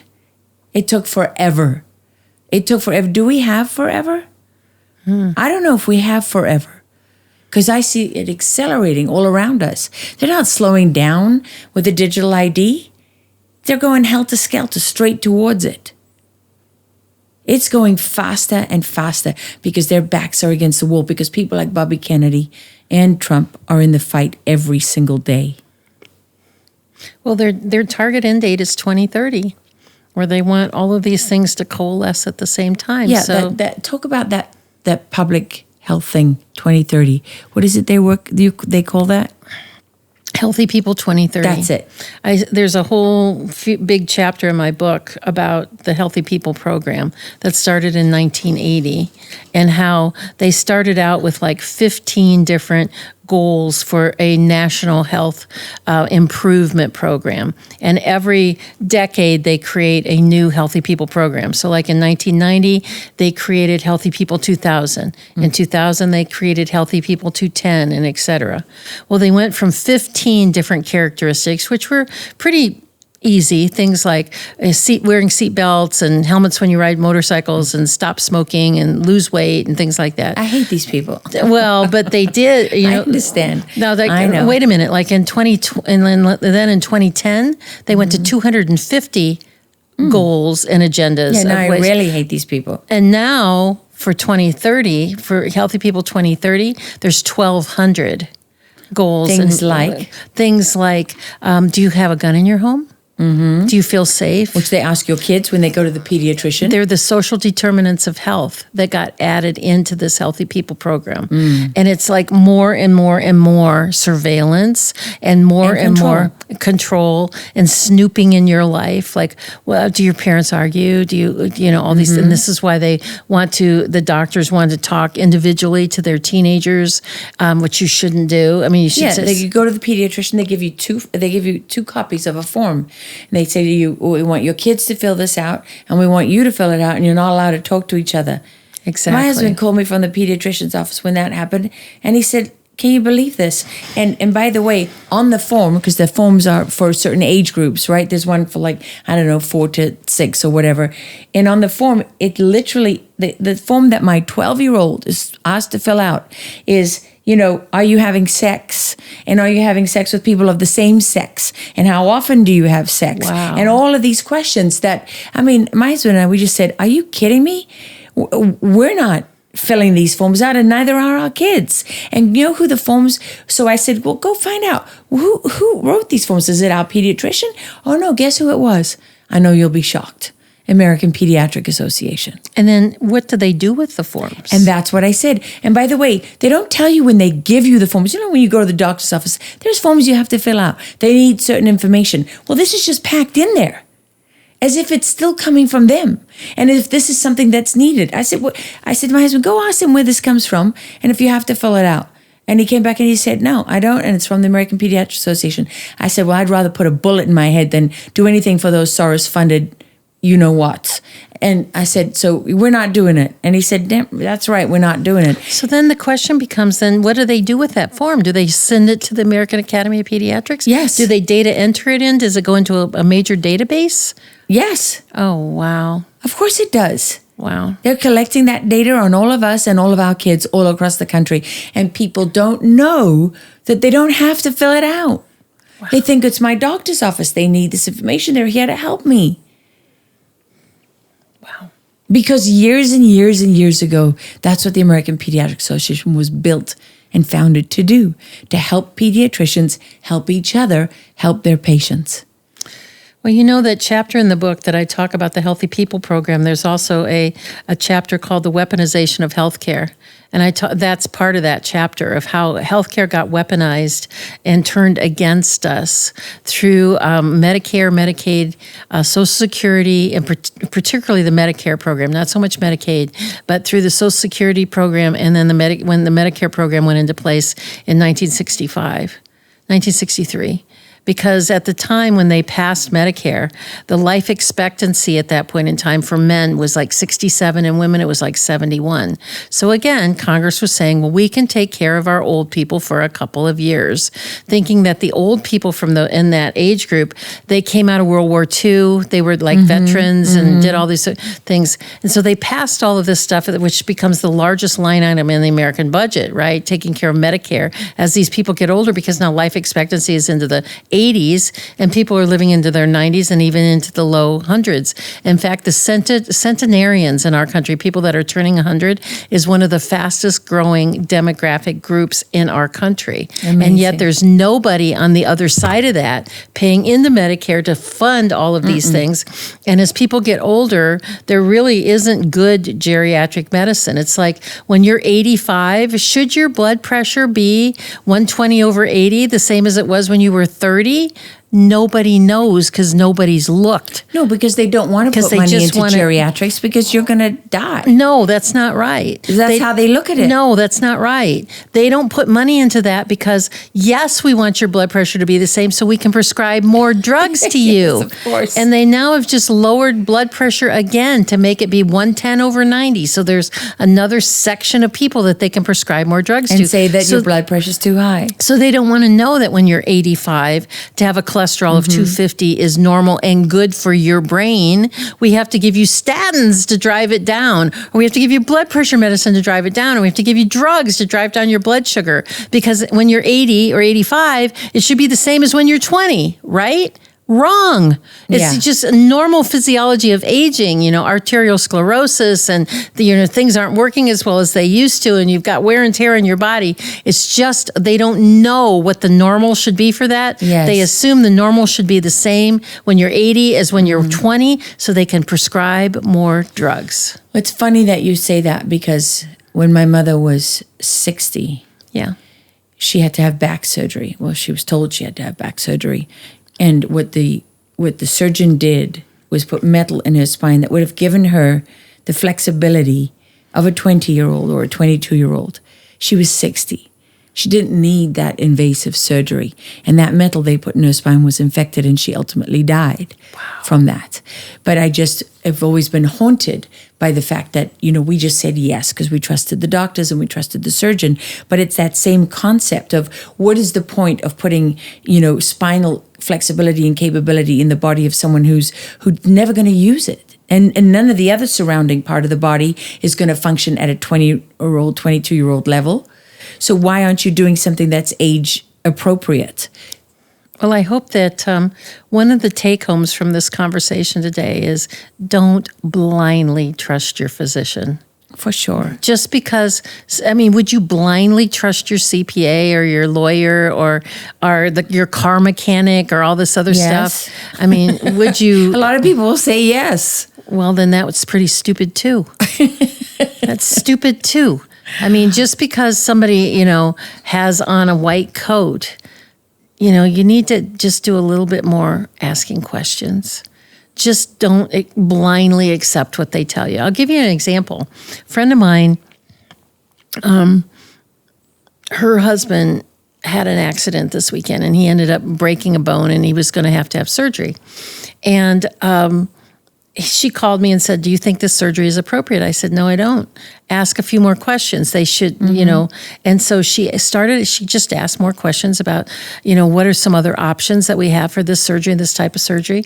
And eventually they ended up with a minimal type of surgery that needed instead of a massive type of surgery that was recommended, that was going to be a lot more costly, a lot more time for recovery and things like that. Costly. And they ended up with just a minimally invasive type of surgery that did the same thing.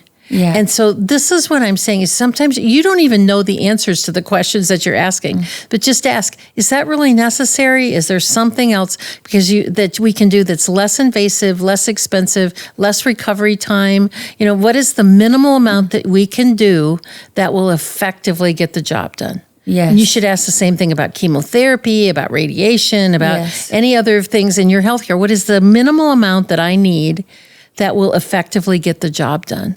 And just keep asking questions.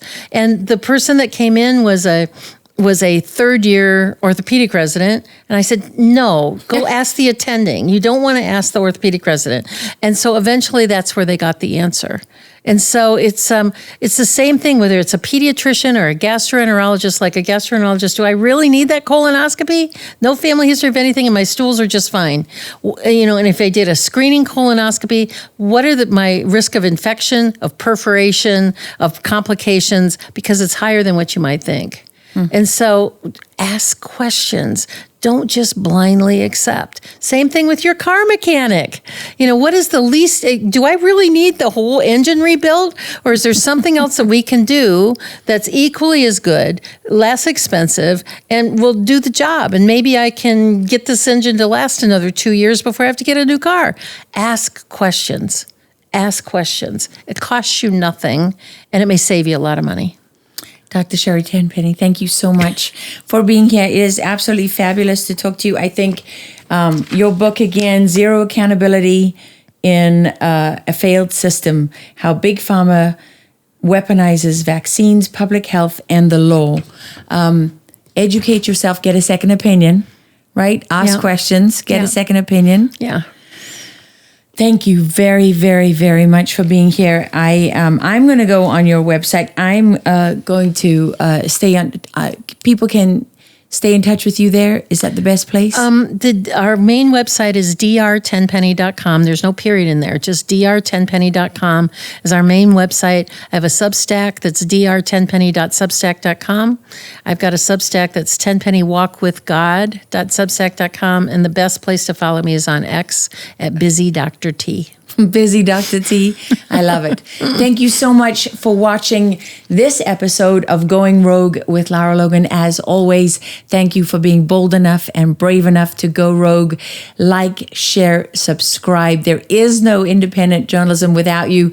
If you don't want us taking money from Big Pharma, where are we gonna go? We're going to you. So please support the show and share it widely. Let as many people as possible hear this amazing woman's voice. Thank you so much. Thank you so much, Laura. It's been a pleasure to be here with you. Thank you. Thanks for watching.